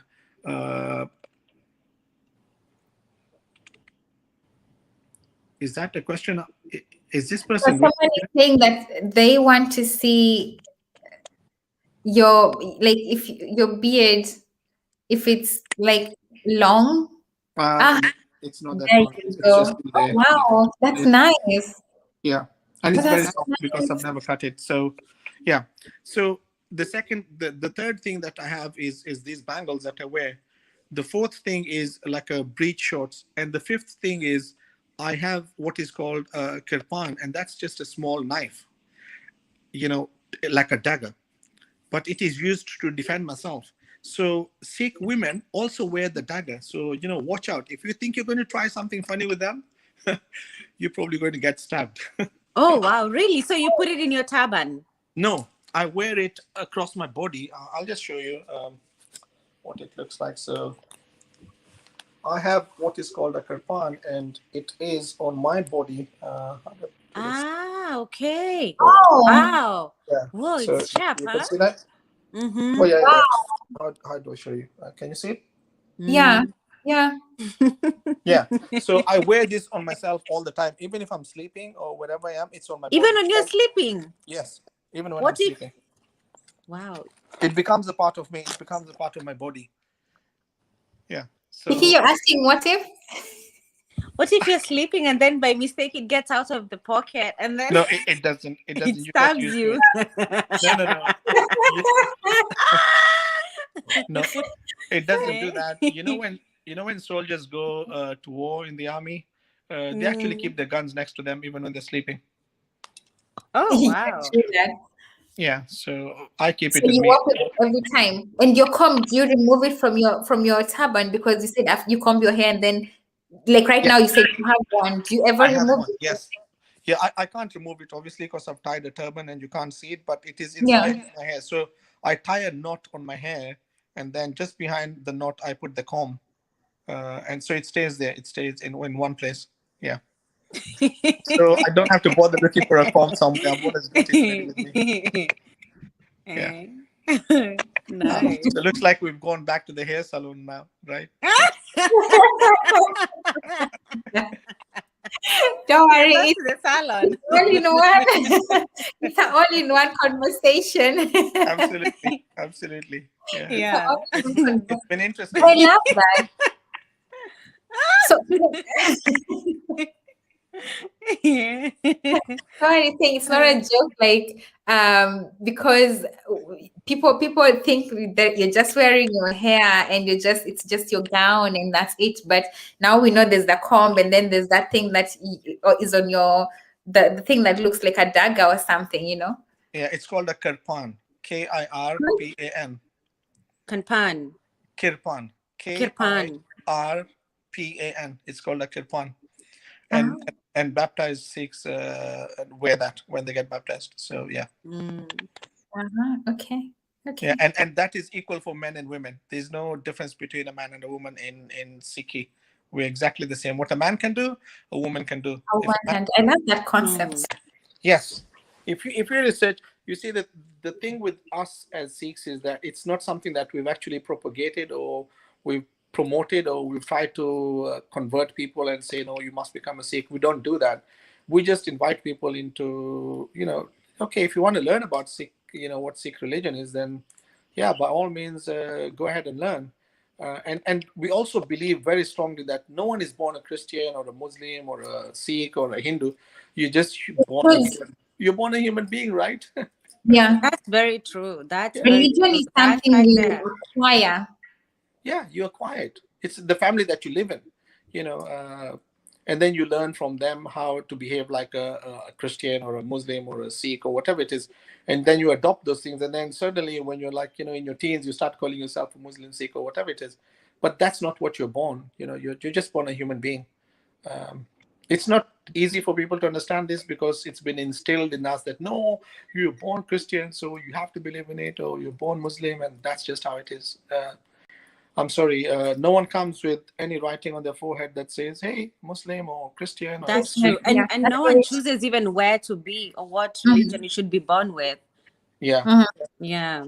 I Uh, think religion is something we all acquire, and we should be able to accommodate what people choose to become, whether it's Sikh, whether it's Muslim, or anything. Mm-hmm. Yeah. Oh, by the way, you said, oh, we don't choose to be born. Actually, we do choose that. Our soul has got desires to experience certain things in this physical world. So, to an extent, we actually choose our parents and we choose to decide what we want to experience in this world, which is why the moment right now that we're experiencing is called the present. In fact, there's nothing like the present. It's simply just an illusion because if I ask you when is the present, you're going to tell me now. But that is 2 seconds ago. When is the present? Now. But that is 2 seconds ago. So can you see, That's true. isn't it? So can you see how that it's an illusion? It keeps on moving. We think It it's moves the very reality. quickly. Yeah. Yes, Yeah. and this is the beauty. It's the mind that allows us to think that we're living in the present. But there's nothing like the past, present, or future. We're only living in the moment of now. Now is timelessness. God is timelessness. That is where we're existing. We are actually time travelers. Time is a constant, and we are moving through time. I know it's not an easy concept for everyone to understand, but this is exactly how it is. We come here with our soul that knows everything about itself, and we send this desire to experience a certain thing in the moment of now, which is why we call it a present. When you have a gift on your birthday, what do you call it? A A present. birthday present. Yeah, so the present right now is your soul giving you a gift that you have chosen to experience right now. That's why we call it the present. Mm. Yeah. Someone is saying that told us you're given five, and they're saying that we have the turban, the comb, the knife, the silver bangle, and what else? Okay, and the fifth one is a pair. It's like a pair of shorts. I can call it like a boxer shorts. Yeah. So the boxer shorts has got a knot in it. It's not elasticated. It's got a knot. So that if you're going to try and indulge in sort of like those kind of things, you will be knowingly doing it. So you'll be conscious that what I'm pulling my pants down, and I am responsible for Oh, my actions. Not the way other people think that we just slipped and it just so happened and we found ourselves doing this kind of thing. No, this will now be a conscious thing. It will be you actively deciding I am pulling my pants down to do whatever I'm going to do. So it gives us the sense of being chaste. Is chaste the word? No, chaste is Yeah, not the I word. think so. Chaste. Is it chaste? Yeah, something like that. Yeah. So yeah, actually being in control of what you're doing. You're responsible for your actions, because you can't be chaste with your own wife, can you? No. No. Yeah. you can. I think I love the shorts part because the symbol behind it, that you are aware when you're pulling down your pants and when you're putting them back in, means that in your mind you're also aware what you're doing is right or wrong. Correct. Correct. You're, Yeah. you're responsible. Yeah, you're responsible for your actions. I like to say there's no right Absolutely. or wrong in this world, Mm-hmm. but you're responsible for your action because there's no right or wrong in this world. Intrinsically, it's always a question of perspective, right? What is right for me could be wrong for you. A long time ago, we used to be cannibals and we used to eat people. Hey, look at that guy, nice juicy leg. We're going to kill him and eat him for dinner. And then we decided at one point that, It's a sin. yeah, no, not even a sin. We decided as humanity, as we evolved, that, instead of killing this guy, he's a good farmer. So why not keep him alive so that he can grow more crops and then we can enjoy those crops? So you can True. see that our perspective changed. We changed from cannibals and we became more humane. In a similar way, long time ago, we used to be naked. We never used to wear clothes. Everyone used to walk around just, full expose. And if you came Yeah. home with a tree bark or some leaves, people would probably look at you and say, what's wrong with you? Like, we're all like, without anything. But now, over a period of time, we've changed those perspectives. Now, if you walk on the high street without any clothes, you'll probably go get, looks from everyone like, what's wrong with you? Go and wear some things. So we've evolved as humanity. So this is why I say there's no right or wrong in this world. It's purely just a question of perspective. What are you doing in reference to where you're headed? If this is what serves you and makes you appear as a higher version of yourself, then yeah, go for it. But if you think that this is not a higher version of yourself, then, you've always got a choice to improve yourself and be a higher version of yourself. I hope that They're makes sense. asking if you're on Instagram. They're asking your name on Instagram. Oh, I'm actually called. How do I even put it? I'm not even nothing. You know what? I'm really nothing. The name that I'm using on Instagram is Paradigm Shifter, and I think it's PARADYGM Shifter, like in SHIFTER. Okay. And I've actually done a video on death. If you want to watch it, it's on my Instagram. It's Okay. here, and it actually talks about the fact that birth and death are exactly the same thing, because intrinsically our soul is going to live forever. Or our physical life on this earth might end, but our existence is guaranteed forever. We are intrinsically never going to die. Yeah. So if you want to watch it, yeah, by all means, have a look at it. Oh, you But also have a YouTube channel, right? Ah, I think I do. I haven't said much on my YouTube channel. I know people are telling me like, oh, you need to go and prepare and I make some think you content. should. You're so good in this. I think you should. And I see you even have like a couple of videos, which is amazing. Oh yeah. Yeah. I was just prompted to do that because I think there's a lot of mistruths that are going on in the world, and there was an urge inside me that, you know what, sometimes you just need to look at things from a different perspective. I'm not saying that people are wrong in what they're doing. I'm just saying that there's an alternative way of looking at things, and if sometimes we don't have all the answers, and I believe that, I don't know everything. There's many things for me to know, because the moment I get to the stage where I think, you know what, I know these things, suddenly I discover, hang on, I don't even know all these things. There's something more to discover about myself, and that's just the beauty of it. And yeah, so coming with an open mind, I think is what is going to improve us in life. And many people just look at you and judge you. They prejudge you just because of the way you look. And I was talking to my friend Tony earlier on, and I get a lot of that. I don't know, probably it's just the way I look, and then when people speak to me, they're like, oh my god, we didn't know that we could relate to you. And it's so It's refreshing. very true. It's so refreshing. So Even Daisy refreshing. said, yeah, she's asking, do you have a podcast guest? You're very refreshing to listen to. hey, yeah, thank you. You know what, the thing is that the only thing that when it starts resonating with you and you start understanding me and you think like, okay, you know what, I can listen to this guy, what you're actually truly listening to is your own voice, because your own voice is reflecting through me. I am just Yeah. the vessel. I'm just the tool that is being used right now by God or by the energy to convey the exact message that is already within you. But because you're hearing it through someone else, it doesn't mean it's actually coming from me. It actually just means that it is coming from you, because you're now resonating with it. I am just a reflection of you. And if I'm thinking that I am love, then you are seeing that love within yourself. You're actually falling in love with yourself when you hear these kind of things. It's not me, it's yourself. So you know what? You need to take credit for yourself, because that's just the way it works. What are you listening to? The only thing that you're listening to right now, I mean, you can see a picture of someone moving, my head, or, but the only thing that you're actually really relating to is sound. And what is sound? Sound is simply just energy. Sound are just, is just words, right? Words are just sound. And you can give any meaning to any kind of word. But once you understand that there's weight in that sound, and that sound is simply an energy that cannot be created or destroyed, then you start resonating with that sound. This is what it means when it is said that there was the word and then the word became manifest. It wasn't actually the word, it was actually the sound. And the sound that they were talking about was the energy that went and became manifest.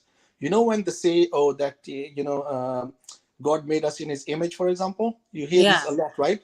God made us in his image does not mean there's a guy with a turban and a beard sitting up there in heaven.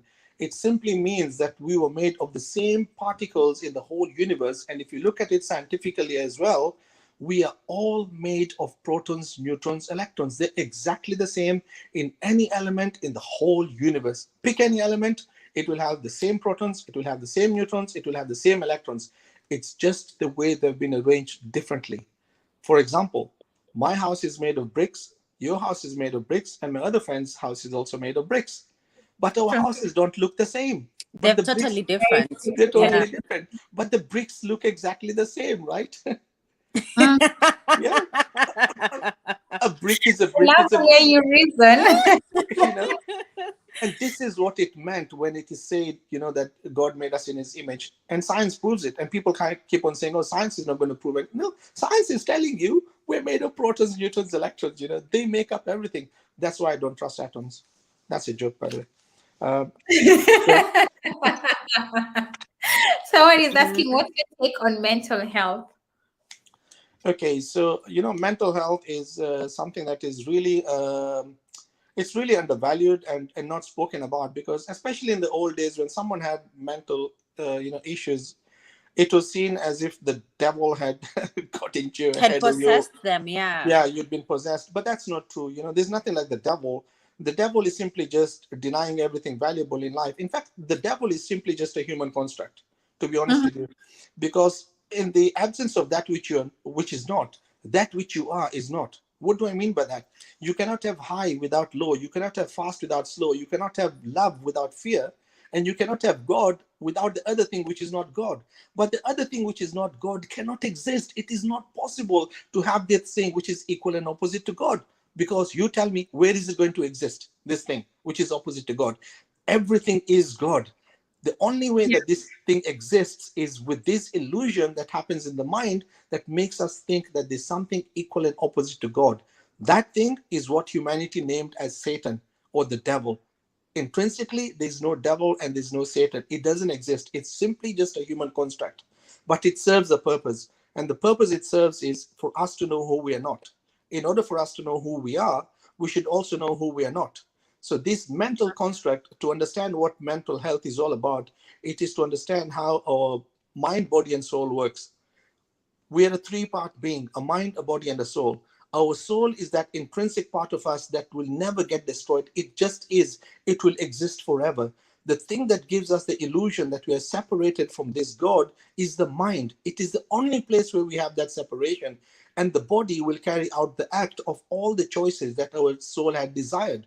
The soul has desired, the mind chooses between those desires, and then the body plays out the act. Now, when we talk about the mind, we have to understand that the mind is not our brain. Our brain and our mind are two different things. And our thoughts is also another different thing. They're not the same thing. People think that our thoughts are in our brain and in our mind, and our mind is in our brain. It is not. Our thoughts are simply just energy packets that exist all over the universe. Every thought is not in your mind. Your brain is simply just a data processor. It processes data. The program that it uses is your mind, and the data itself is the thought. Does that make sense? Yeah. So Yes. the It hardware does. It is, really does. And by the way, I also have a burning question. yeah. Myself, I keep on wondering, Grab some do you water. think like it's okay, Nelly? Do you think like religion was the worst thing that was ever taken or thrown to Africa or to third world um, countries? What do you think about that? What do you think about religion? Because sometimes I feel like, let's for example talk about Kenya. Like you feel like Kenyans are like, oh God, God, God, God. Oh, I want money. I pray, I go pray. God, God, God is gonna come. do you feel like one way or another, before even these Europeans came to Africa to colonize us, people were just doing their own things? There was a big community. People were doing things on their own. They were flourishing. They were comfortable staying without clothes. They would trade with goats and cows, and They were then a lot happy. They were much they were happier than much now. more happier. Yeah. Okay, so my take on this is we need to be careful. We can't throw the baby with the bathwater out, We can't just say, oh, we're going to dump all religions and let's start all over from scratch. Let's start with Christianity, actually. Let's not just say religion. Let's just say Christianity. Okay. Yeah. So if it's in terms of what the trade-off was with Africa, then I think Africa was duped. We've got a very big time. For me, Africa has always been my home. Kenya has always been my home. I always refer to it as home, right? So Yeah. I resonate a lot with Kenya. I think we were duped. We've had a really bad raw deal because these guys came and exploited everything that we have. They took our natural resources. They didn't give us the kind of infrastructure that we needed back home. And they simply just took all those things away and decided, oh, we're going to give you good things. We'll give you the Bible. You keep on reading this and praying and having this hope and faith in God. You don't need to ask any questions. All your answers are in the Bible and in religion. So that way, I think we were given a very raw deal. But the other side to that is, religion was also very good because religion originally gave us some kind of morals. It gave us some kind of structure, and this structure we cannot throw away because when villages were small, we needed some kind of guidelines, and then that's when religion stepped in. But then religion became very corrupt because religion knew that because even for example, reincarnation existed even in the Bible before. But then they had to get rid of it because they knew that if people knew that they could reincarnate, then they didn't need to have to be pardoned for all their sins. And then people who used to go for confessions, because now they were going for confessions, it basically just meant that the people who are in control of the church now could be able to blackmail you. So they couldn't get rid of reincarnation. So what did they do instead? They said, oh, there's nothing like reincarnation. You've only got one life and this is it. You're only one shot in life, because it served them a purpose. But look at it this way. What is the resurrection saying? Which is also in the Bible. The resurrection is exactly what reincarnation is. What is also the Bible saying? That Jesus is going to come back again? That is exactly what reincarnation is, right? We were duped. Yeah. We were still waiting for Jesus. The world was supposed to end in the year 2000. Yeah. People sold their things waiting for God to come in 2000. Yeah. So I'm not putting religion down at all. I'm just saying that, we need to look back and try and see if there's some kind of order. Don't throw religion away. It doesn't mean that, if the house is not working, that you break the whole house down and then you start building from scratch. No. What I'm saying is maybe we just need to look at each and every brick. Remove one brick. Can you guys hear me? Yeah, sure. Hey, can you hear me? Yeah, sure. It's good now, yeah. So I think I've lost signal there. I do apologize if you can hear me. No worries. It's okay. Can you hear me? Yes, we can hear you. Yeah, okay. So, sorry, I was just going to get a glass of water. I'm kind of feeling thirsty. What I'm saying is, when it comes to religion, we just need to start looking at each brick that is building the house of religion. And if it doesn't serve us, let's just remove that brick and replace the brick with something that serves us. Because religion is not intrinsically bad. It just needs an update, I think, and a severe update. Because you know what? Science has kept on updating itself over the years, but religion is still way back there. We haven't even updated it. So, we need a big software update on religion. That's my take on it. I think it really needs to improve because I feel like in most cases, what religion should condemn, they shy away from condemning. They do. Yeah. Okay. And then the way religion works, according to me, it is designed to actually create disunity, and this is how they do it. Because religion, first of all, makes you want to have a need for something that you can hold on to, and for you to have a need for something, for you to have a need. I know I'm going to be really unpopular. I'm sorry if I'm going to be unpopular, but No. Someone is saying, enda Mombasa kwenye paka zinaongea alafu uniambia kuna devil. Okay, you know what? People are entitled to that kind of choice of words. If they want to, if they think the devil exists, then of course the devil will exist in their reality because they're Yeah. actually making it up. Thank you, So, Raquel. so I was saying, so religion, the way it was, manifested into humanity, it was to make you feel that you needed something, and because you didn't have something, and in order for you to have faith in religion, they had to break faith in yourself. You had to start doubting yourself. You know, which is Mm. the only way that you could place your doubt away from yourself and into religion. And then the other step in religion was it had to make you think that they had all the answers. Okay, because you didn't have all the answers, they had all the answers. And then the third thing that they did after that was to make sure that you don't question it, because once you started questioning it, then you would start having answers that religion couldn't answer for you, because what you're feeling inside truly would be your true answers, and religion didn't have those answers, which is why they don't want you to think. Every time they'll just refer you back to the book and say, this is what the good book is saying. If you're questioning what the good book is saying, then you must be the devil. And then they'll come up with all sorts of quotes saying, oh, you see, the Bible also say that, you know what, the devil is going to come in all sorts of ways.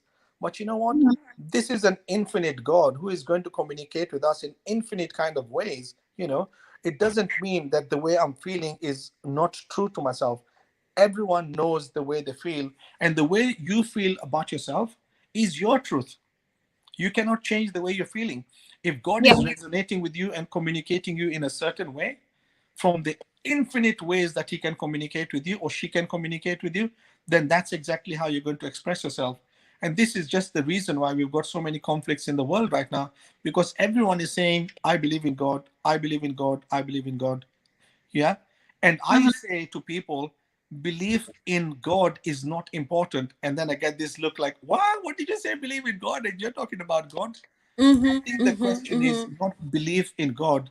I think the question is, what do you believe about God? That is more important. What do you believe about this God? Is this a God who is going to be having vengeance and anger and jealousy problems? Or is this a God who is, or has got wrath and is going to rain brimstone and fire on you? Or is this a God who has got unconditional love, who is going to give you freedom of expression to whatever you want to do, and to, teach you kindness and humility and all those other nice, good things? Which God do you want to believe in? You know? Which one? Because some people want to save you in the name of Jesus, and other people want to kill you in the name of whichever God.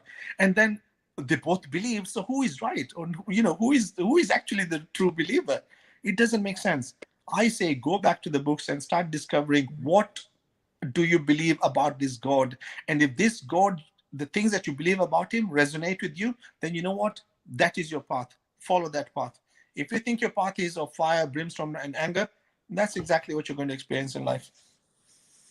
I hope that makes sense. I That hope makes that's sense. not too That loaded. makes And sense. That makes sense. I think it's quite fair. yeah, I don't think it's going to be a popular opinion, but hey, you know what? I'm going to die on my own cross. Everyone has an opinion, and it's Everyone is, okay to respect it. yeah, I think that's very Yeah. well said. Yeah. Yeah. One thing I wanted to ask is, considering in the business you are in right now, would you advise someone or would you recommend someone to do the same? Because I feel like times are now changing and people need to like readjust their thinking as well. And it helps to have someone in an industry give their own opinion of how the industry is for them. So, for example, where you are right now, what you do, would you advise someone to consider, or if they're interested, look into the same path? Oh yeah, absolutely. Because first of all, jobs in there's one thing that my mom told me. She said, like, look, if you learn to use your hands, you're never going to go hungry. And I thank God for listening to her. And that's why I got into the building services industry, because I'm practically doing things with my hand. And the thing is, in this world right now, it is getting more technical and more sort of computerized, but we still need plumbers, we still need, electricians, we still need air conditioning engineers, we still need these people who can do these handy kind of jobs. And in fact, in the UK, for example, a plumber earns more money than even someone in the office. You'll be Oh surprised. yeah, true. It's good value. I have worked with so many people. I have trained people from absolutely nothing that they knew. People have come to me just as painters and decorators, and I've taught them everything from scratch, even up to a point that I used to get people asking me, my clients used to ask me, where are those engineers that you taught before that, they were so good? that they were even better and sort of appeared to be more qualified than someone who was, had gone through school. So I love enjoying, teaching people, because I think, what, if I can teach someone else and make their life, then what, I've not just, given someone a fish to feed on a day. I've actually taught the person how to fish. And I think that's a And great that's way. important. Yeah, I think that's a greater way of giving someone empowerment. So I've I've come through very many people. Even right now, I do get calls from people who I've worked with before, and they're like, "Oh wow, thanks for giving me this, kind of way of life," and we've made ourselves. And I feel like and I'm not going to like I hope I will not offend anyone, but or I will not offend you, but I feel like, for example, in the Indian community, to be honest, even when I live here in Belgium right now, and also I lived in Germany before, I find majority of the Indians are not even employed. They start a small shop, they start a business, they start anything. And that's the same thing that goes on in Kenya as well. You find like Indians will always have like big companies, a factory, a warehouse. And I remember when I was young, my mom used to tell me, I will teach you my business, just like the Indians teach their children their business. And the Yeah, same thing you said, my mother said, no one will ever chop off your hands. And as long as you know how to do something with your own hands, you will never yeah. sleep You hungry. never Oh, have. can I just correct you there, because I don't Sure. want to be Yeah. misquoted. Okay. I didn't say chop off my hands. My mom was a very loving person. She would No, never no, say I said for me, my mom. No, my mom would, So, how my mom come? would say that. My mom yeah. said, like, as long as you have your hands and as long as no one chops off your hands, you will always have something, or Okay. you will always put something, I mean, food on the table. Yeah. Yeah. What my mom told me was that as long as you can be able to use your hands, you will never get hungry. You'll never go hungry. So that is what I adopted. If my mom told me about chopping hands, I would have probably taken it on board sooner.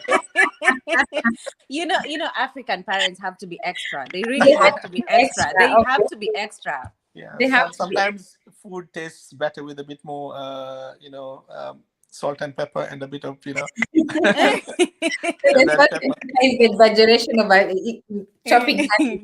But I Absolutely. feel like times have really changed right now, that books are not the only solution. Like, it's good to be at par with what's happening and like be educated, but also the skills that you can apply also do matters when it comes to your how you're basically going to fit in the community. Yeah, Yeah. I think so too, Nelly, because also look at sports. Yeah, look at people who have talents in sports. Yeah, runners, footballers. Those people, they earn a lot of money, right? But Yeah, because of a talent, because of something they can do with their own hands, or they can do with their own feet, or with their own body by swimming, or I mean, I feel like also in Africa we don't like emphasize on like talents. Like maybe in a class we are all not made to be book smarts. Yeah, mhm, what you said actually hits home really much to my heart, really, because this is what I expressed to my friends in the UK. Like, you know what, you guys are so lucky with everything that you've been given. If these very same conditions were given to the kids in Africa, in Kenya, for example, they would be flying, because there's so many intelligent people there. They just haven't been given that opportunity to be exposed to schools, for example, True. or to be exposed to other kind of things like that. And that, it's just a great thing that we can have people who can try and reinvest in this. I remember an incident 2 years back. So someone had written on Facebook that I don't know. It just randomly happened on my Facebook, and this lady had said, "Oh, these kids are playing football barefoot, and so if anyone has got any kind of shoes, old shoes, just donate them." And that just hit me in my heart, because mhm. Mm-hmm, mm-hmm. No, I can't hear you right now. Can you, Kiki? Okay, okay. yeah, sorry, someone tried to call me, It's and okay, it's okay, yeah. can you hear me? Okay, here I'm back, right? So, Yeah. so this lady had written on the Facebook, like, I don't even know who she is, right? And she said, "Look, the kids are playing barefoot," and that just hit me home. Like, wow, what am I going to do as a human being to stop these kids who I just look at like my own kids, right? Playing barefoot, like, and they're playing in a sort of a league, a local league, and they're the only kids without shoes. So I got together with a few friends of mine in the UK, and we said, you know what, we're going to get some things for them, and we get them shoes, and maybe if we get them some kits. So we raised some funds, and this lady didn't know. So we raised some funds for them, and I bought lots of shoes and football Wow, shoes, and I got that's donations from amazing. all. And then I went to Kenya, and this was a school for the deaf and dumb children near where I used to live in Nakuru. So yeah, I went. So I got in touch with this lady, and I told her, look, you know what, I've got something that I'm going to bring for you guys. And so I think she was kind of skeptical, like, is this really happening or not? Because people promise all sorts of things, and I didn't want to do that. So I went to Kenya, and yeah, so whatever we had, we gave it to the kids there, and that experience was really a heartwarming and a touching experience. I can't express, like, how humanity can help each other. And if only everyone else just did the same, if we started seeing other people the way we see ourselves, then we can The all world generate would be just a better place. Very yeah, better absolutely. place. Yeah, yeah. Very better So place. so sometimes strange things can happen in the world. You just have to be out there and do things for other people if you can. Okay. Very Someone true. is saying talent pays always only that as Africans our parents believe in studying. And I feel like now if there's anyone watching this and like you're a young parent, it's time we also balance between sports and also sports talent and also education because all of them come into You know play. what? You're Yes. just reminding me of every time there's like a sports going on and there's athletics, right? I'm always routing for Kenya. Like, you know what? Those are my people, right? Whatever Yeah. happens, I am not Britain when it comes to athletics, right? I am just Kenyan. Doesn't matter, even if I live in this country, I'm always going to support Kenya. So for me, Oh, yeah, nice. for me it is all like, Nice. yes, my people, go for it, take it on. Take And it. yeah. Yeah. Yeah, the thing is with Africa, for example, there's a lot of talent. There's so much, like, hidden gems who still exist in Kenya. They just haven't been given the opportunity. Like the way kids in this country, for example, they're taught sports from young. They're given all the facilities. Whatever they want to choose to experience, they can go to clubs. They can go to astroturf pitches. They can go to the gym. All this thing. Why? Like, this really, really, really irritates me. Why can't Africans in Kenya, I'm sorry to say, brothers and sisters, why can't you guys just see the same thing? You've got lots of money, you've got lots of resources, but the money just keeps on being channeled to some pocket somewhere, and it Yeah. doesn't go back to the citizens. If just the government or the citizens there decided, you know what, we are going to change the infrastructure, I can tell you one thing for a fact and a guarantee: Kenya would be the most beautiful country to live in. The weather is perfect. There's everything that you need there. It's just, unfortunately, corruption and infrastructure just put it down. And this is the thing that That's is the lacking. biggest problem. Like another thing that they have right now, like, come on, why are I understand, like, we're still in the pandemic, right? We're in the middle of a pandemic. But what Yeah. I'm so annoyed with is that, like, how does a small country like Kenya, you say all the schools should be closed, some businesses are closed, and these people are getting nothing in return. Yeah. Yeah. Sorry, I missed you. I was just There asking you my have son to just come in. like the nail home. I know, like, it really doesn't make sense. In Europe, it makes sense to me because here people pay taxes, and at Yeah. least they get their tax money with benefits, like, Yeah. in some sort of way, it's like balanced. But look at Kenya. Come on, you're telling a mama mboga, or you're telling someone who owns a club, or someone who has a school, come on, you have to close. But you're not going to give that person anything. Actually, what I heard is that they just take, for Thanks. example, they take people and then they give them food, a few people, take some pictures, and then they're like, okay, yeah, we're giving people food and money back. Like, that is so bad. Yeah, how long are you going to give them that food or money? It's just going to be probably a No, day or only two. one day, just for the show, Sustainability. just I for feel like show.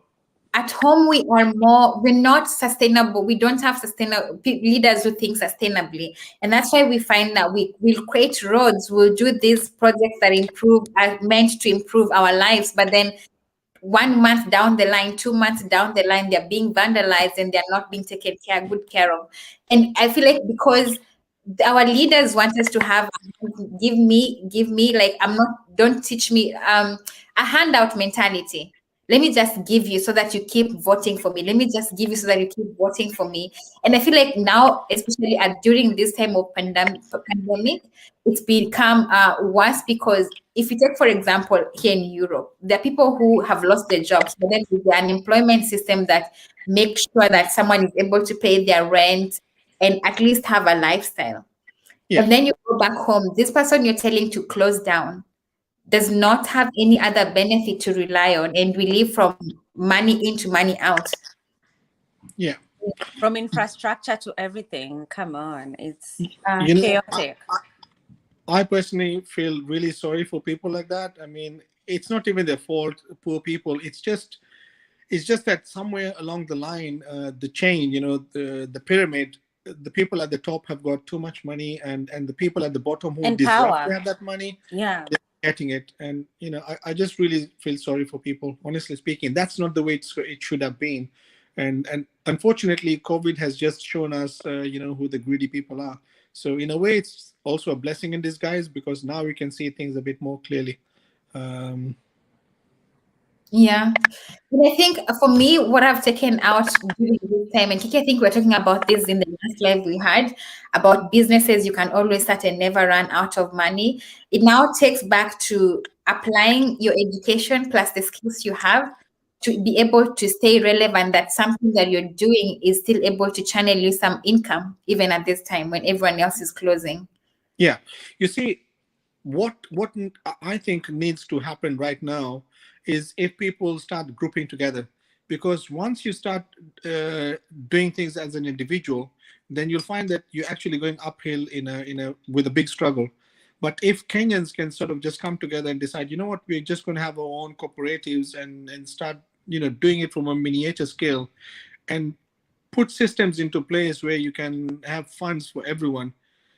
For example, in the UK here, we've got a community. They're called Sikhs, but they come from Afghanistan, and they're very close knit community. And what they do is, I think every week or every month, they'll put some money in a pot, all of them, and they will decide that one family is going to use that money for that month. And then the next month, they'll again sit on that last Friday of the month and put whatever they've raised together. So everyone puts, like, let's say £1,000 or 100,000 shillings or whatever it is. And then one family that needs it benefits from it, and then they pay back slowly. The Oh, thing wow. is, yeah, they pay back slowly, so it gives everyone an opportunity at one time in the whole year to take advantage of that. It doesn't put too much stress on one family because you're only going to be paying a certain amount a month, but you also have the benefit that you will be getting an interest-free lump sum that you can invest in some way. And that could be something that maybe people want to think about and try and do in Kenya. So I don't know. I'm just offering a suggestion. It might work, it might not work, but if we can have some kind of ideas floating around, then I'm sure people can tap into them. And you know what? This is also probably an investment opportunity because, sad to say, I know it's COVID and it looks like you're exploiting the situation, but the reality is people don't have jobs and people need to look for something to do. And if you can be self-sustaining, then, why not? Be Yeah, self-sustaining. true. Someone is saying Kenyans, we are tuko pole sana. The curfew should be boycotted. We shouldn't vote in the next elections and do something to start to start the change. And I think this kind of, for me, about the curfew, I would not be able to comment appropriately because the situation on the ground could be different. But I feel like our leaders will always uplift bans and this restriction of movements and stuff like that. For example, if you look back at there's something that was being voted, they needed people to, what was it? Not Huduma. The bill. What was it, Kiki? I can't remember the name. There's a bill that they needed people to vote on, and the leaders were going around asking people to vote for it. And Was that the BBI thing or something? the BBI, yes, the BBI. And I feel Yeah, the like BBI. things can be really, really bad and really, really hard. But then if elections time come, they'll also open up the curfew again and say, you know what, you can move and do everything you want to because they serve their selfish needs. They're not doing it for us. They're doing it with them in mind. It's about Mm-hmm. me to and do my votes. I need to go and do my rallies. I need people to be out there to listen to me. It's not about how safe are you when you go out there, you know? Absolutely. Isn't that what politics is all about, honestly? Because, that's the way how can you know that a politician is lying? Uh, just watch his lips moving. As soon as the lips start moving, you know, Mhm. I'm not saying that all politicians are bad. There's some good politicians as well. And I think I just read a comment earlier on saying that, corruption is not just in Kenya. Yeah, that's very true. I That's can't true. sit, But I the can't level sit. of corruption in Kenya is inhumane.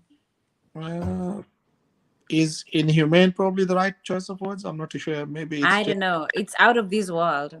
It's it's imbalanced. It's Maybe. totally imbalanced. Yeah. Like, yeah, it's quite imbalanced. It's a shame that the rich are even growing more richer. Like, I mean, Jeff Bezos, the guy, Amazon We guy, should use other he's actually made more strategies. Yeah, money in this true. pandemic.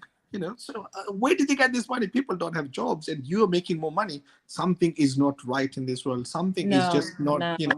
Yeah, so we need to go back to the book. So we can't just put Kenya down and say, what, it's the most corrupt country in the world. I don't think it is.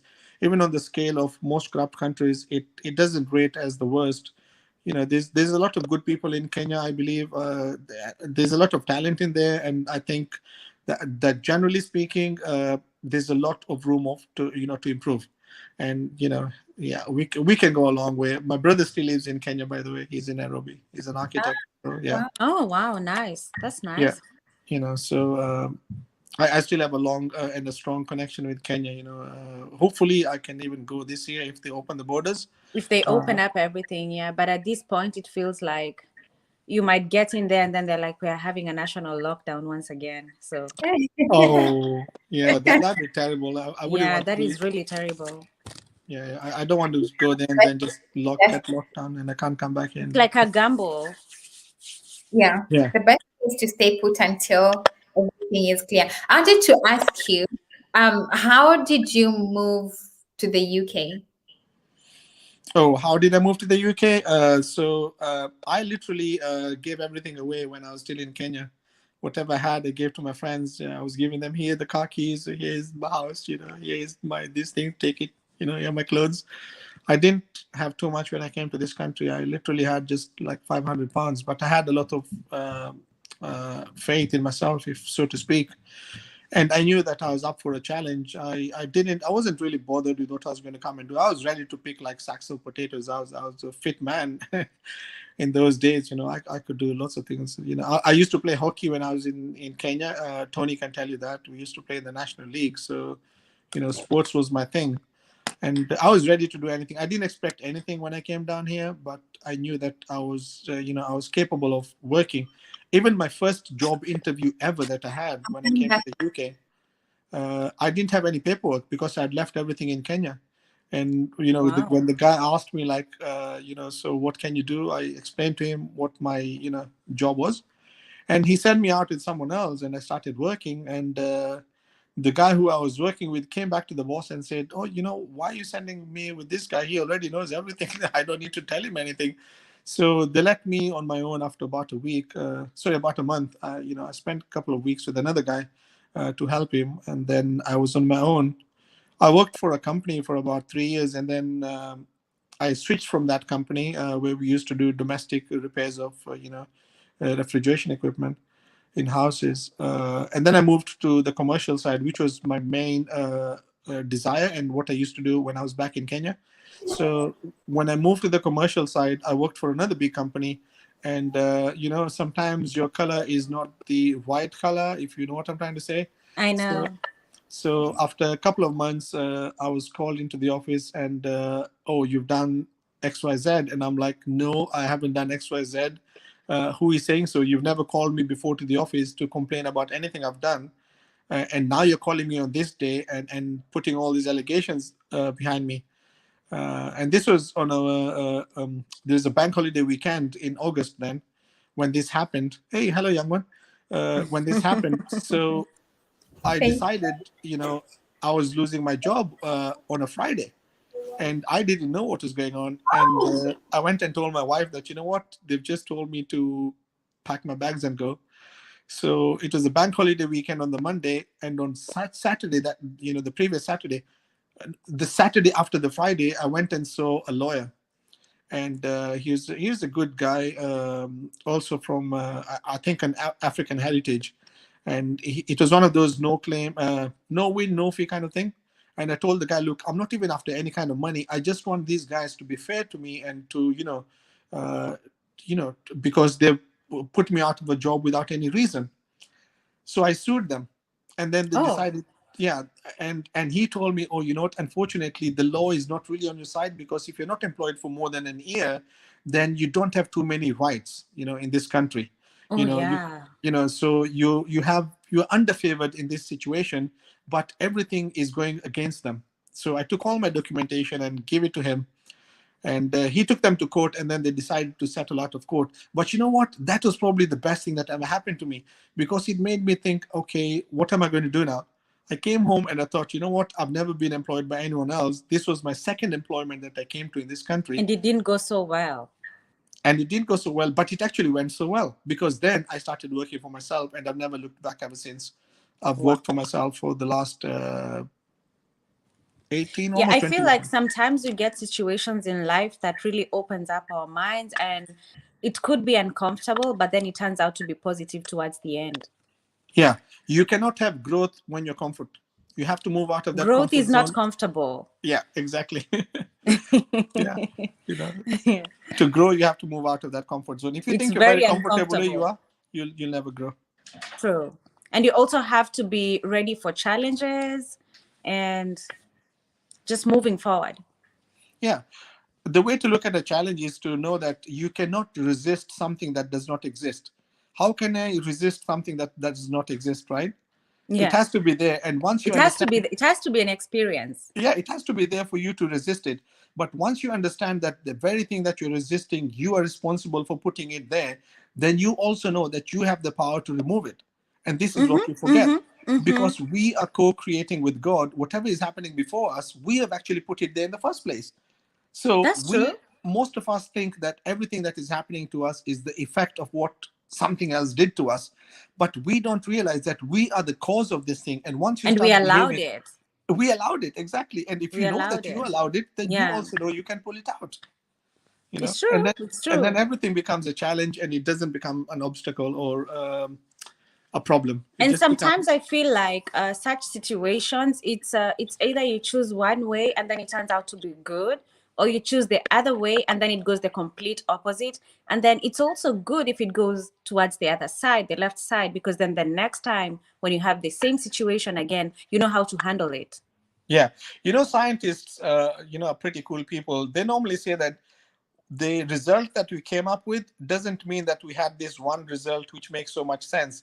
It just means that we learned another 1,000 ways that wouldn't work. Yeah. And then Mm-hmm, the other mm-hmm, beauty, mm-hmm. we have True. 1,000 ways that we know we shouldn't be doing these things. And then the other beauty with science is they don't stop right there. Once they've got to that challenge and they've come up with a formula and they've decided this is how it goes, then the next step is, okay, this is not all. There must be something more. And then they have more and more Mm-hmm, mm-hmm. questions. And why can't we be doing the same thing with ourselves? In that, whatever you're doing every day in life, you review yourself every day. But the problem that we have as humans is that this video that keeps on playing in our head every day at night before we go to sleep, we keep on rewinding it and keep on rewinding it and looking at it. And then we start focusing on these things that have happened in the past. Oh, she said this to me, or he looked at me in this way. Oh, she shouldn't have said this, that kind of thing. Illusions. And Yeah. then we keep on manifesting ourselves in these things which have already happened and we can't change them. And then we think, oh, my life has just been a waste. No, just observe these things which had happened, forget them, don't focus on them, and just move on. And Yeah. then you start your creation from that point with this emptiness in your mind. Because intrinsically there cannot be emptiness anywhere. So once you empty your mind, then the only thing that's going to go in is God, right? I Yeah. agree. Yeah. Consciousness. Yeah. I'm sorry, I'm just speaking too much. I'll let you guys kind of. No, no, no, no, no. I actually love your wisdom. I feel I'm like glad to. it's like I don't know. Like today, I feel like it has been really, really nice. Like, sometimes you need someone different to spice up the topics Oh and my also God, to did you bring call in me some ways. different? I'm not any different from you. You're calling me different? What's wrong with you? No, it's I know, but sometimes you never think of it because you brought that kind of environment, Hey, and you, it's you know, zen. I'm just pulling your leg. I'm just kidding with you, man. You know I that. know, I Yeah, know. yeah.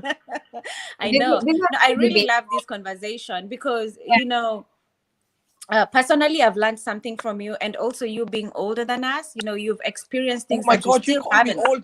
First of all, you called me different. Now you call me old. You said Hey, you're Nelly, help me 20. out here, man. I'm You're feeling like 20, I'm so in I a think I am tractor. 7. Huh? I don't even look one day older than 17. Come on, man. Give me that break, man. No, I think for us now, we'll take 5 and 6. So let's Yeah, say yeah, 5 and 6. Yeah. Okay. Okay. Yeah. Yeah. Yeah. Can I just make a request to you guys and probably anyone else who's listening?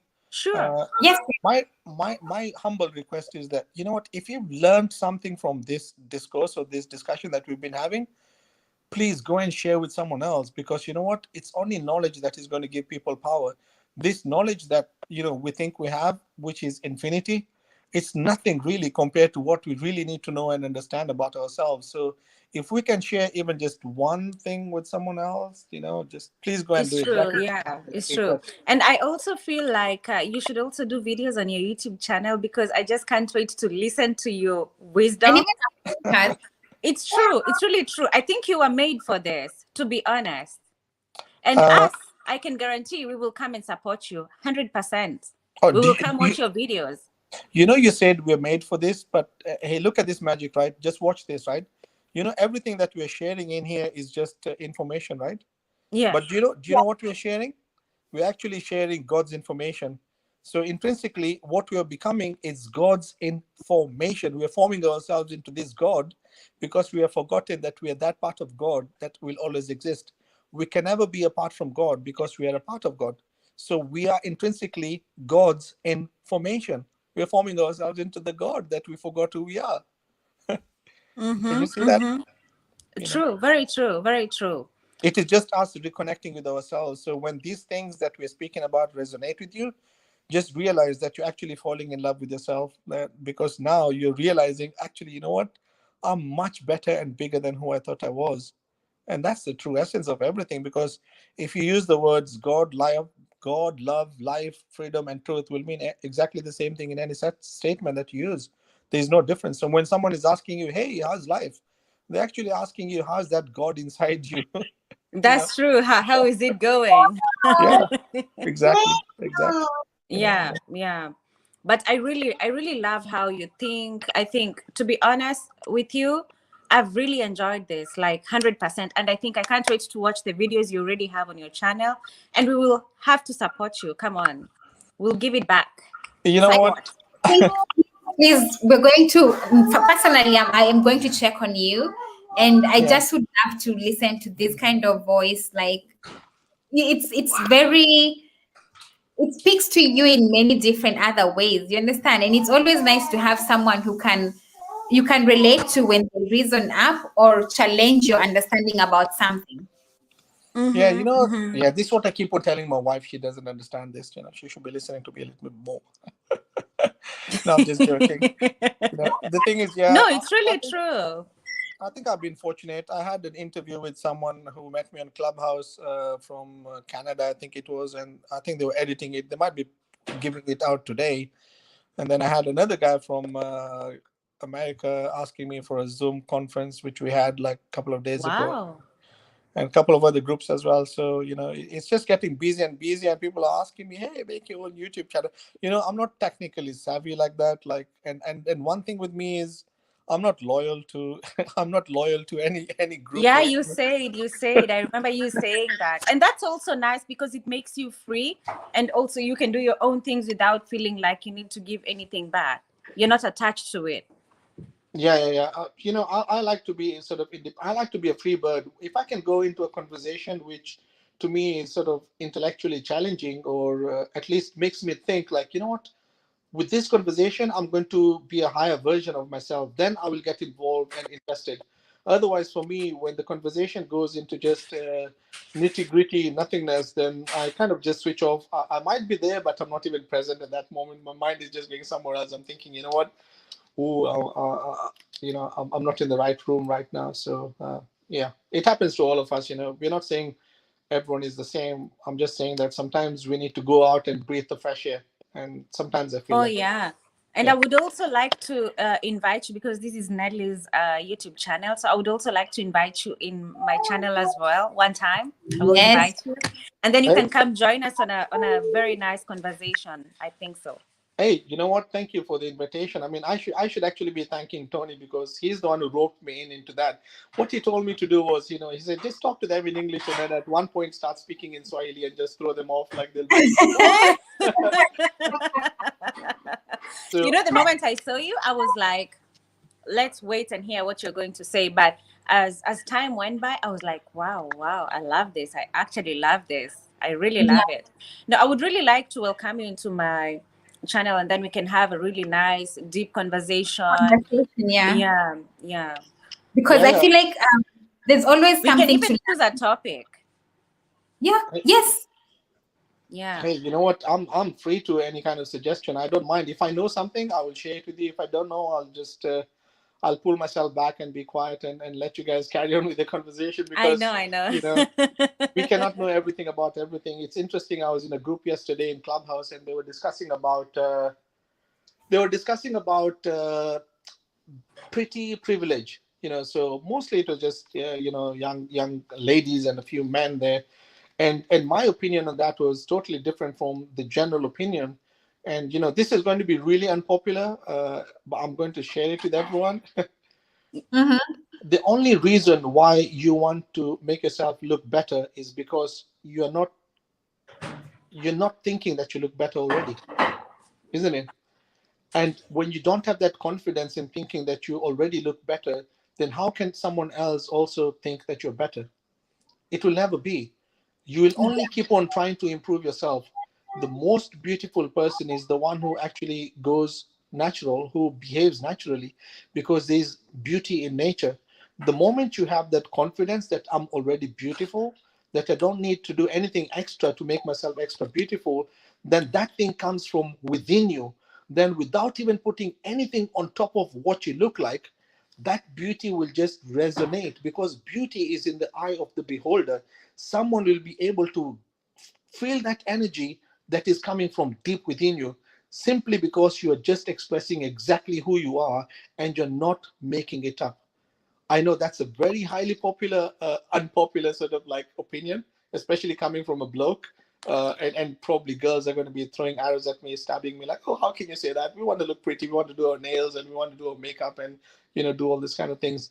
But I'm not saying there's a right or wrong. All I'm saying is, once you start feeling beautiful inside, then that beauty will be seen outside as well. And that's all I'm saying. Yeah. Wow. Okay, I know now you guys are not going to ask me questions because you're thinking like, oh, okay, where have I put you in this situation with this? No, and then I think what makes it even more fancier and nicer today is also the fact that you were born in Kenya and you're a Kenyan. So You're a Oh, actually, Kenyan first. wait, hey, surprise, surprise! I wasn't born in Kenya, by the way. I was born in New Delhi in India, but I moved to Kenya when I was 2 years old. So oh I've got, really? yeah, I've got no recollection of India at all. I was just a baby. So you moved there when you were 2 years old. So okay, you're just like a Kenyan because all your life, when Hello, you We're I'm started not. getting telling to know No, you. no, no, yourself, you no, were no, there. no, no, no, no. Now this is the third time. First you said about my age, and then you said about me being different, right? And now you're telling me like a Kenyan. No, I'm not like a Kenyan. I am. I am. Okay, at least you resonate with us because you've lived in Kenya. Let me put it like that. Is that Yeah, better? yeah, correct. Yeah, I'm just joking. I'm just pulling your I leg. know, Yeah. I know, I know, I know. No, I think we have to claim you I because know. we really resonate with you, like your presence and everything that you're sharing, and the love for Kenyan athletes and everything, and the way you cheer us up and celebrate us, and the way we're just able to, and the fact that you even speak Swahili. So you're a Kenyan. Hey, You're you a know what? Kenyan. You know what? If you think I'm cheering you up, wait till you see me in my tutu skirt. You'll probably. I can't wait to see you with a tutu skirt. No. I'm just joking. Oh my. You're never going to see me in a t-shirt. The thing is, like, the thing is, you talked about, resonating with. You see, the mind is such a beautiful thing that once you start connecting with someone from a mindful place, then you start seeing yourself in the other person. So I'm purely just a reflection of the beauty that you're seeing in yourself. I'm nothing more than just a mirror that you're observing yourself. So yeah. Yeah. This I has been agree. so nice. Daisy is saying, honestly, the best YouTube live ever. You three are the powerful trio. Thank you so Oh, much. thank you, Daisy. And Thank you, Oh, Daisy. hey, everyone who's thank watching this broadcast, I really, really do appreciate you. Everyone who shared this, thank you so very much. Kiki, You're welcome, Nell. Shita, and myself, like, I just applaud all of us. Oh, nice. Thank You you know what? so I, much. I really Like, just want to like thank one person, Tony, my good friend Tony, because I think if it oh, wasn't wow. for him, I wouldn't be up here in this group and sharing my time with you. I So think yeah. Tony is really a good friend because Tony brings people together, and many people don't do that. And I feel like Tony knows different types of people and tries to bring them together, and it's really a good thing, Tony. And thank you so much, and keep doing the same, and we will always celebrate you. You know what's funny about all of this is the three of us have known each other because of Tony. Yeah, Yeah. but I also see something, really something in you. I also see it in Tony because every time I talk to Tony, I really learn something different. And if it also wasn't for Tony, I wouldn't be the way I am right now when it comes to dealing with social media and my content. And he really supports me, so I see where his friendship with you comes from, and that's good. Yeah, the thing with me is I don't believe that friends should be someone who just tell you how beautiful you look and how nice you are. I Yeah, think friends should be people who can actually be really honest with you and tell you, you know what? Hello, you're my friend, you're my brother, but you're not going the right way. And sometimes they need to slap us on our face just to wake us up to reality. And if you've got a friend like that, then you've got a true friend. So, I've been all those things. I've probably been mean and harsh to many people in my life. I've probably just not been a really good person at one point in my life. I'm not saying that everyone is not. We all have our little, foibles that we dwell in. But all I'm saying is that I kind of like to keep it real and just let people know the way it is, because you know what, take it on board, because if you like it, take it on board. If you don't like it, then just dump it back to me. I'll take it, leave drag it it. back home. Yeah. Yeah. Yeah, it's funny when I looked at Tony's clubhouse like a bio, and he's written there, "Oh, humble, humor peddler," and I'm thinking like, what? When did you become a humor peddler? Then he turns around to me and says, "You know what? I actually copied it from your bio." Yeah, So funny. Someone is saying, Tony Moja kusaidia Kiki na prank, big up. Tony, I think for me, I'm just like beyond words. But I just say thank you. Like, Thank thank you you so much, so very Tony. much. Really. Thank you so very much. Use what you got wisely, one more. Okay, that's very true as well. Exactly. If you guys have any question for our host today, write them down. I'm looking at them. oh I'm my reading. God, when did I become a host? No, hostess. I'm not even the host or the guest. I'm No, just we are one of all them. hosts So here. okay. You Well, know, that's a we are privilege. all three people, and we are having this conversation with the Yes, people. So everyone is playing a role in one or another. Yeah, exactly. I appreciate. Thank you for having me here. Yeah. Someone is saying, thank you, guests, for a wonderful, inspiring, and intelligent conversation. Also for entertainment and the jokes as well. So Oh, I Hey, think many. you know what? Yeah. maybe you should. Hey, can I just say something? If you guys don't mind, like, I was actually planning to come for the Rhino Charge in end of May, beginning of June.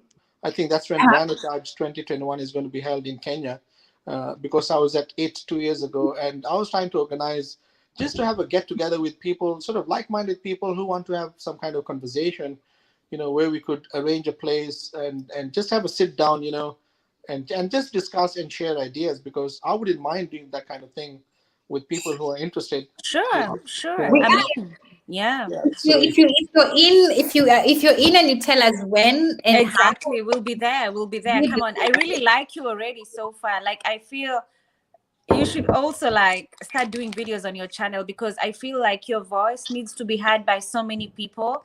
And you have something, or let me just say, your conversation is so deep, and I feel many Kenyans, they would really, really, really learn something from that. hey, you know the thing is, Deeply, like, you actually. know sometimes people think that they're actually listening to what I'm saying, but you're actually not listening to what I'm saying. You're actually listening to your own voice. The thing that you're Like you resonating with said, me, yes. all the things that I'm saying, you already know all of them. They're already deep inside you. You just need that catalyst to get them out of you. Then this is what I keep on saying. When you resonate with what I am saying, you are actually saying those things to yourself. And because they sound nice to you, you like them, but they're actually coming from you. It is just you speaking to yourself. And Mm-hmm, once you mm-hmm. understand that and you start listening to this voice, remember I told you that we are a three-part being: the mind, the body, and the soul. Unfortunately, most of us confuse between what the mind is saying and what the soul is saying. Solely The, saying, yeah, the two soul different is, things. yeah, it's two different things, because the mind is simply just a monkey mind that's going to keep on jumping all over the place. It will give you different answers for different things, but the soul is the only thing that will always give you clarity. It will not give you two answers. It will always, Confirmation.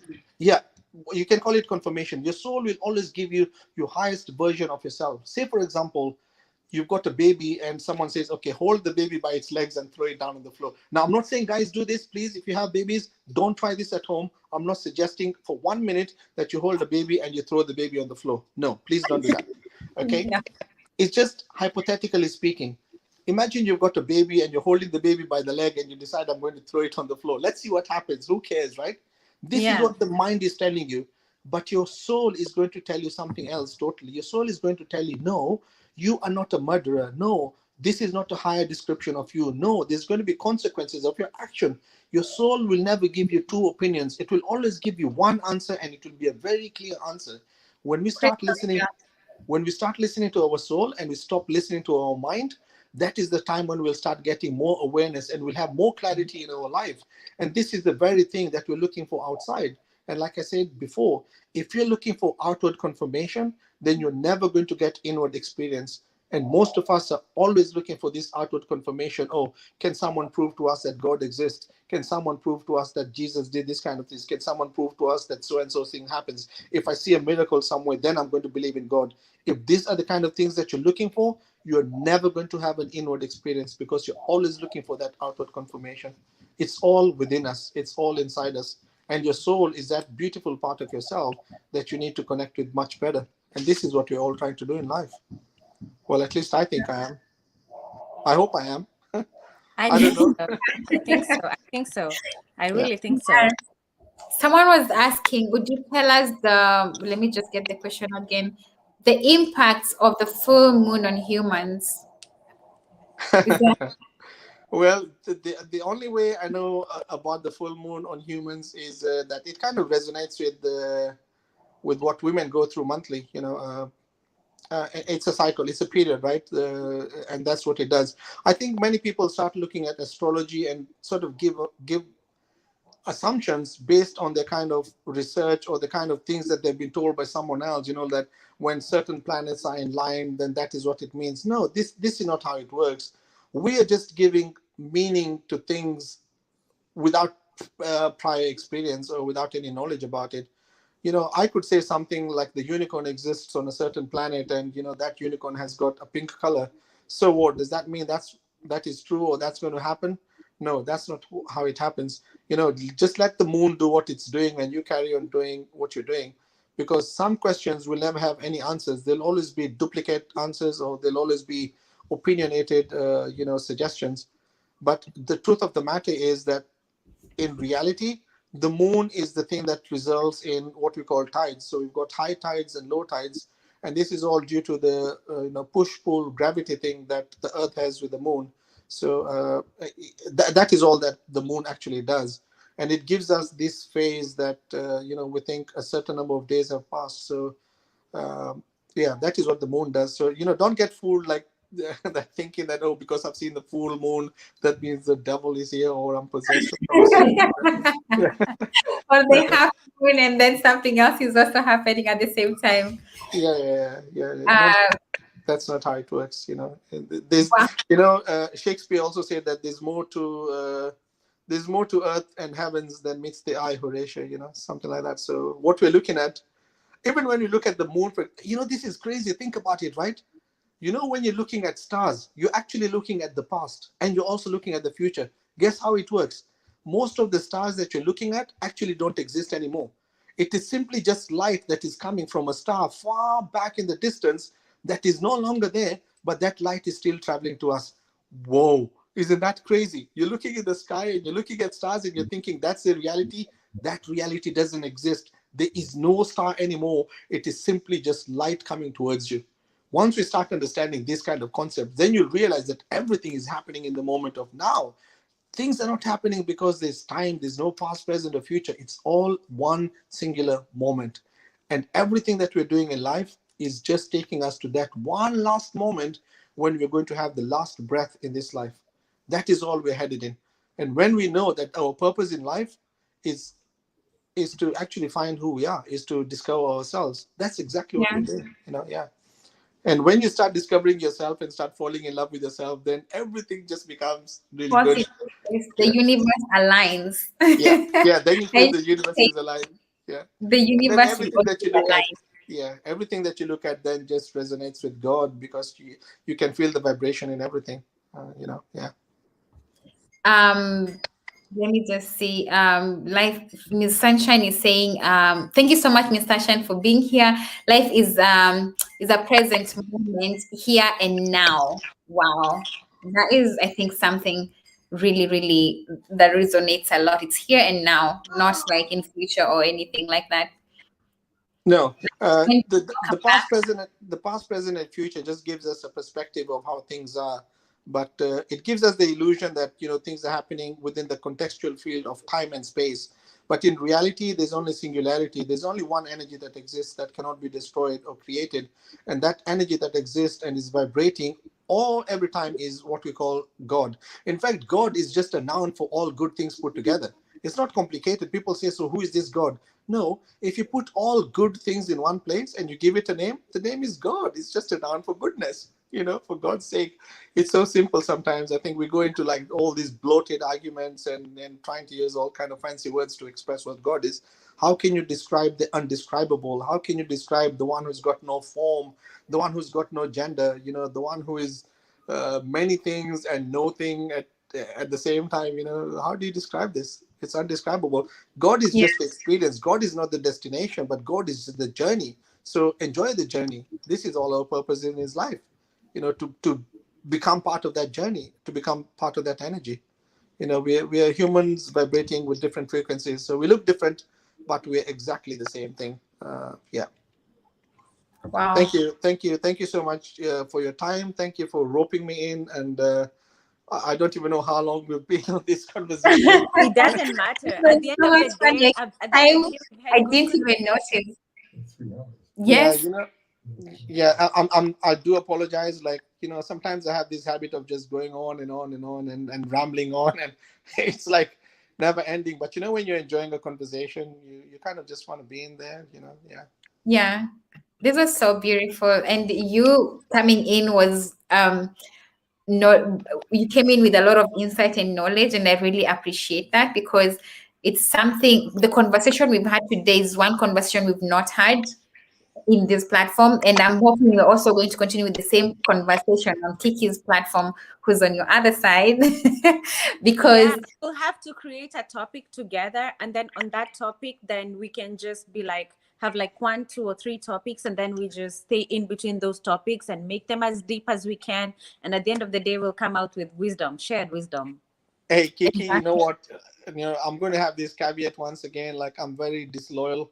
Uh, I know. so, You said it. You said it. You You said said it it. already. You said it. so you know what? You might have this 3 topics, and then the conversation just swings into something else.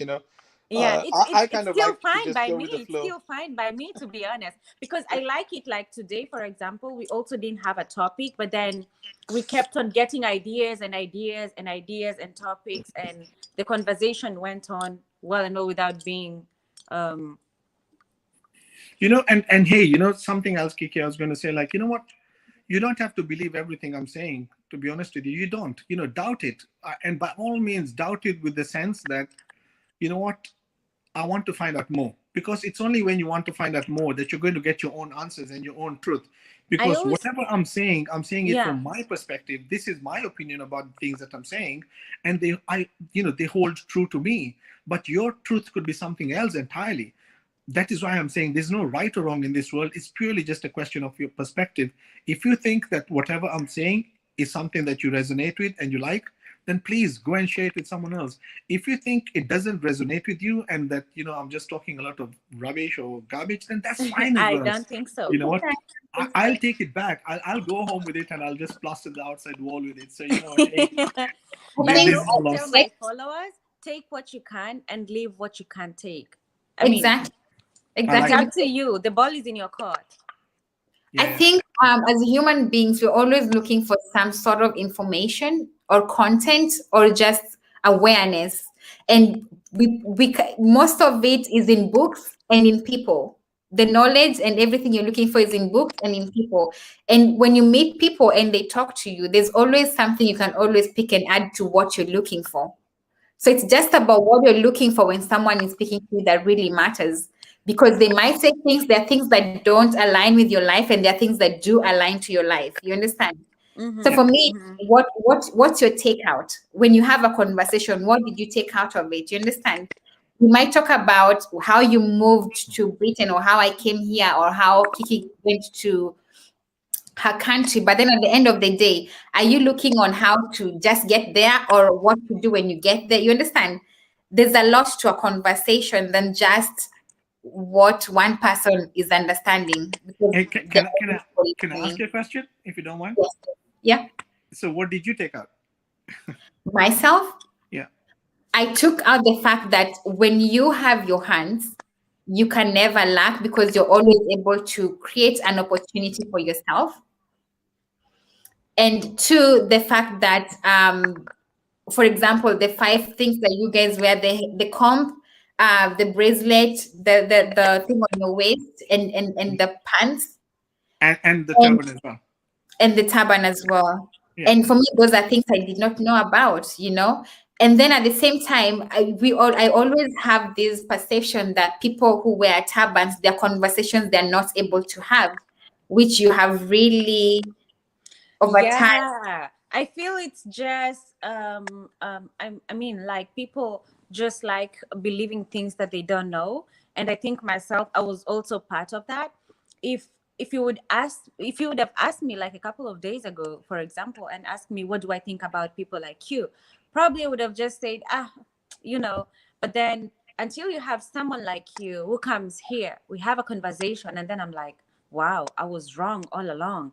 And that's why you're told it's not nice to judge people until you listen to their voice. Yeah.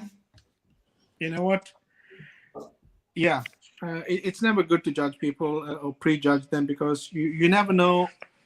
You never know who God sends to you, because sometimes God's going to send certain people in your life that will maybe make a change or a difference. And you just have to be appreciative of what God sends to you. So I never judge any book by its cover. I always give an opportunity to anyone to speak their opinion or to express themselves, because you know what, I'm always going to learn something. I don't know everything. Then sometimes even a little child speaking would probably just tell me something that I never knew. And that's just the beauty of it. Yeah. So I really appreciate you guys and your time, and just being like human beings for me. Yeah. And one thing I've also taken out of this never undermine relationships and the role that people play in your life, because Oh as we yeah. have, Tony brought you here. And if it were not for Tony, I wouldn't have had this amazing conversation with you today. You understand? So I think for me, that's also on top of everything that I have learned. It's also an aspect that I've just stuck out with really strongly. Like, do not undermine the people you meet in your life. Hey, can I just tell you a short story? So I grew up in Kenya, and I was in Meninga High School in in Nakuru, where Tony was in the same school as me as well at one point. And so I didn't know this, but there was a girl who was a class behind me, who I never knew, in the same high school. And a couple of years, I think this was way back in '95. I sh- I had gone swimming somewhere, and she was there with her brother and the cousins and other people. And she met me and she started speaking to me. And she told me, you know what? Actually, I was one class behind you. I was like, wow, okay, I never recognized you, or I just never knew. And I kind of felt like, oh, you know what? I should have paid more attention to the people around me. And then so that was it, and the story just ended there. But I could sort of remember her and her voice. And then one day when I was in the UK, I was standing at a bus stop waiting to come back home, and I'm standing next to another man, and on next to that man is this girl, and I'm so sure it is 100% her, right? But I just didn't have the guts to ask her whether it was her, because I do remember that she had told me she was, she had moved to the Great Britain, and she was living here. But I just didn't have the guts to ask, like, oh, is this you? Like, I'm sure I've met you somewhere. I just kept quiet, and I regretted that. Oh yeah, someone asked me if I've regretted anything. Maybe this is it then. So I just didn't ask her, if she was the one. And after that day, I promised myself, you know what? If I need to ask anyone something, then I'm just going to go up and ask them, like, hey, are you this, or can I have this or that? Because the worst thing they can do is they'll just tell you no, or they'll just turn you down. But it's not going to affect me at all. I'll just go home with the knowledge that, okay, it wasn't that person. So I've always made an opportunity to, if I know someone and I think they're interesting, I'll go up and talk to them. So I don't bite. Yeah. I Nice. think that's so beautiful. It's Yeah. really amazing conversation, and having it with you, three of you, and everyone in the keyboard section. This has really been so amazing. So thank you so Has much for been all. amazing. Thank you for having me. Yeah. Thank you too, Nelly, for having us, for having me too. Thank you so much for spending your time and just staying here with me. You three and everyone in the keyboard. This could have not been possible if all of you did not come to join in my stream today. And I just want to Mhm. take this opportunity to appreciate everyone who's been watching, who has shared, who has commented, who has been typing, because And also, you are you can share this with your friends if they were not able to join. yes. Share on your WhatsApp. Mm. Yeah. And we can this type of conversation, I'm really sure we can always, once we come up with a specific topic, like Kiki said, we can always have the same conversation on her channel, which is why I would say there are people who are watching right now and have not subscribed either to mine or Kiki's channel. So please go ahead and do so that when we have this conversation, you're You don't able miss to, out. yeah, you're able to listen in and don't miss out on anything, because every day we learn, and we learn everything about life, I basically. also offer membership on my channel. So in case you want to also have enough of these conversations exclusively, you can also subscribe to my membership on my channel. Yes, please. And I think someone also would be asking, like, how else can I support Nelly or Kiki? One, if you want to support Kiki, the membership will really be a good thing. Also, subscribing and watching the content. But mostly, if you want to support me, I would say the best thing is to, if you're able to play this stream on any other extra gadget later on, Yes. share it with your friends. If you have any friends who'd be interested in this kind of conversation, I would really, really appreciate that, because not only are you passing information on, but you're also helping me in building this platform as well. Oh yeah, I think that's exactly what Tony told me. Like, do you mind helping out? And I was like, okay, I don't even know who she is. And then she was like, "It's going to end up going." Oh, But you know what? I don't mind helping people. If I can, then I will. So that was one of the other reasons why I'm here. So yeah, thank you. bless Thank you. you. Yes. Thank you so Yes. much. Thank you so Yeah. much. Thank you so much. Thank I you. really do appreciate this. Kiki, are you going live today? Yeah, I'm going live on Instagram. Okay, what time? I think, what time is it now? I think in like 30 minutes, I think. Okay. In Okay. 30 So minutes, 30 minutes to an hour, that's when I will start my live on Instagram, or any time from now. Whenever I feel like I'm done doing, or freshen up a little bit, then I go to okay. Instagram. Okay, so I think I really just want to thank everyone who's been watching today. Like, you guys mean a lot. If there's anything that I appreciate is the time spent here today with all of you right here, typing, commenting, talking to you guys, and you, my panelists, my panelists. I just really do appreciate us. And See, you know Kiki, what? I'd really be interested in reading the comments. I've just sort of read one or two, and I don't know.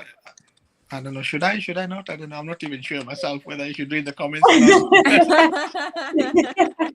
you can if you want to. There's a lot of If you want to, but it's there's a also lot of not love for necessary. you. Yeah. Yeah.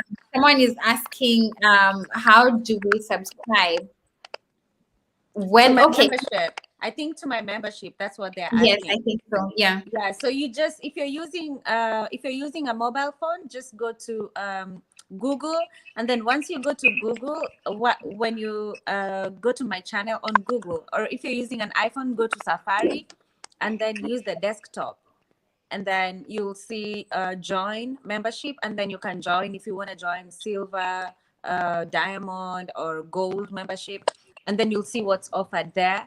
Because I still do like private lives, which are not for everyone. So once you're my member, then we're able to have private conversations. And what other thing as well is that some countries have not enabled the membership channel thing, especially if you live in Kenya. It's membership is not in Kenya, super chats are not in Kenya, but I hope they do that in future. But it's available in Uganda. Make it make sense.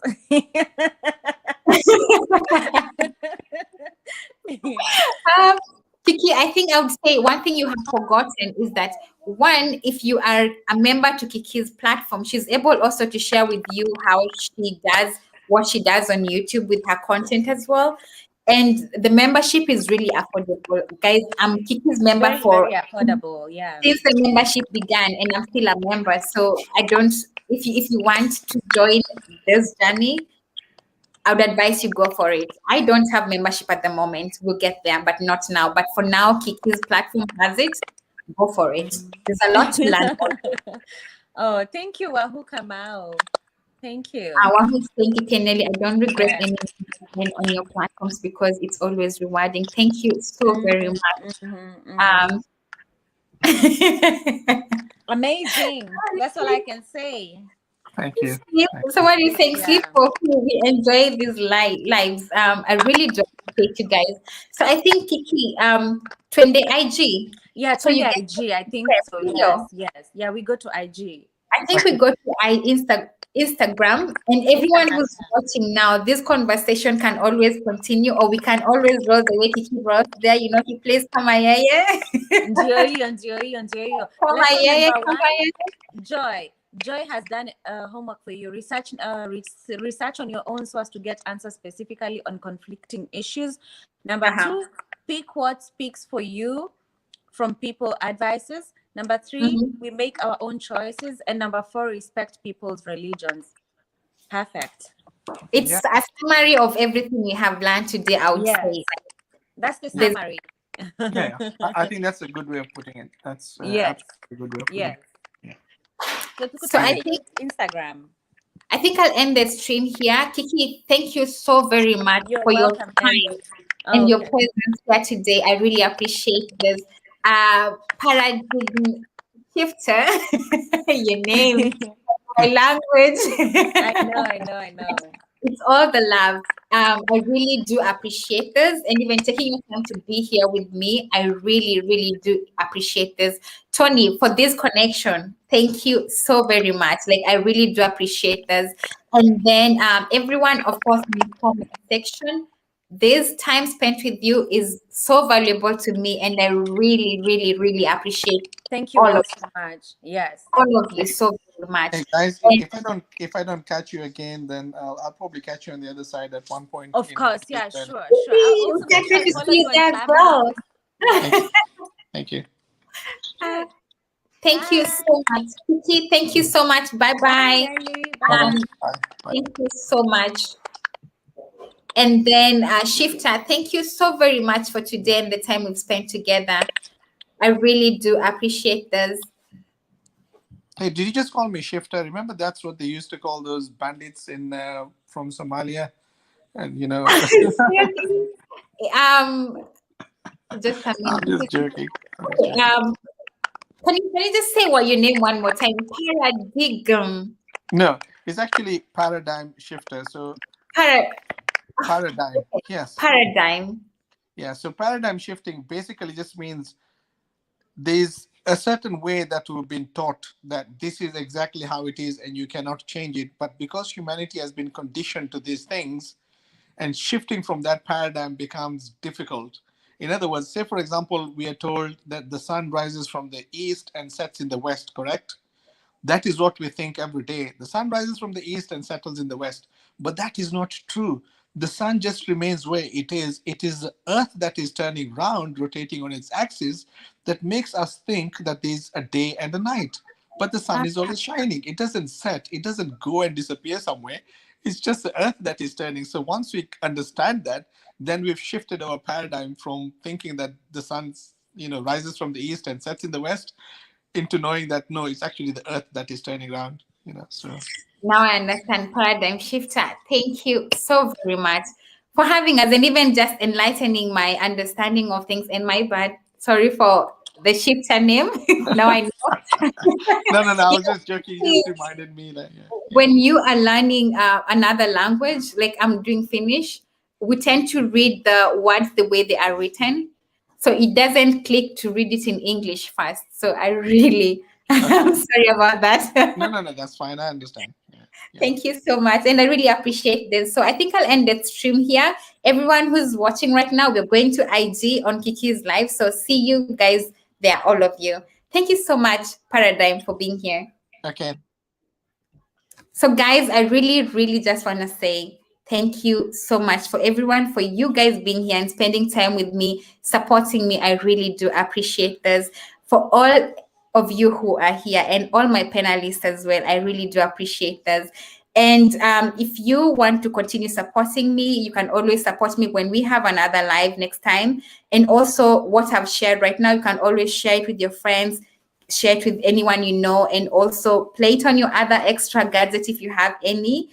And on top of that, subscribe to my channel and also to Kiki's channel. And always we are going to have this same conversation on Kiki's platform once we have come with some topics. So I'm also excited for that as well. Thank you guys so much. Mary, I love you so much. Like, thank you so very much for everything. And tutaonana, nawapenda sana. Nawapenda sana sana sana. Nawapenda sana. Tukutane pale IG kwa comment section, keyboard warriors kama mimi. Bye.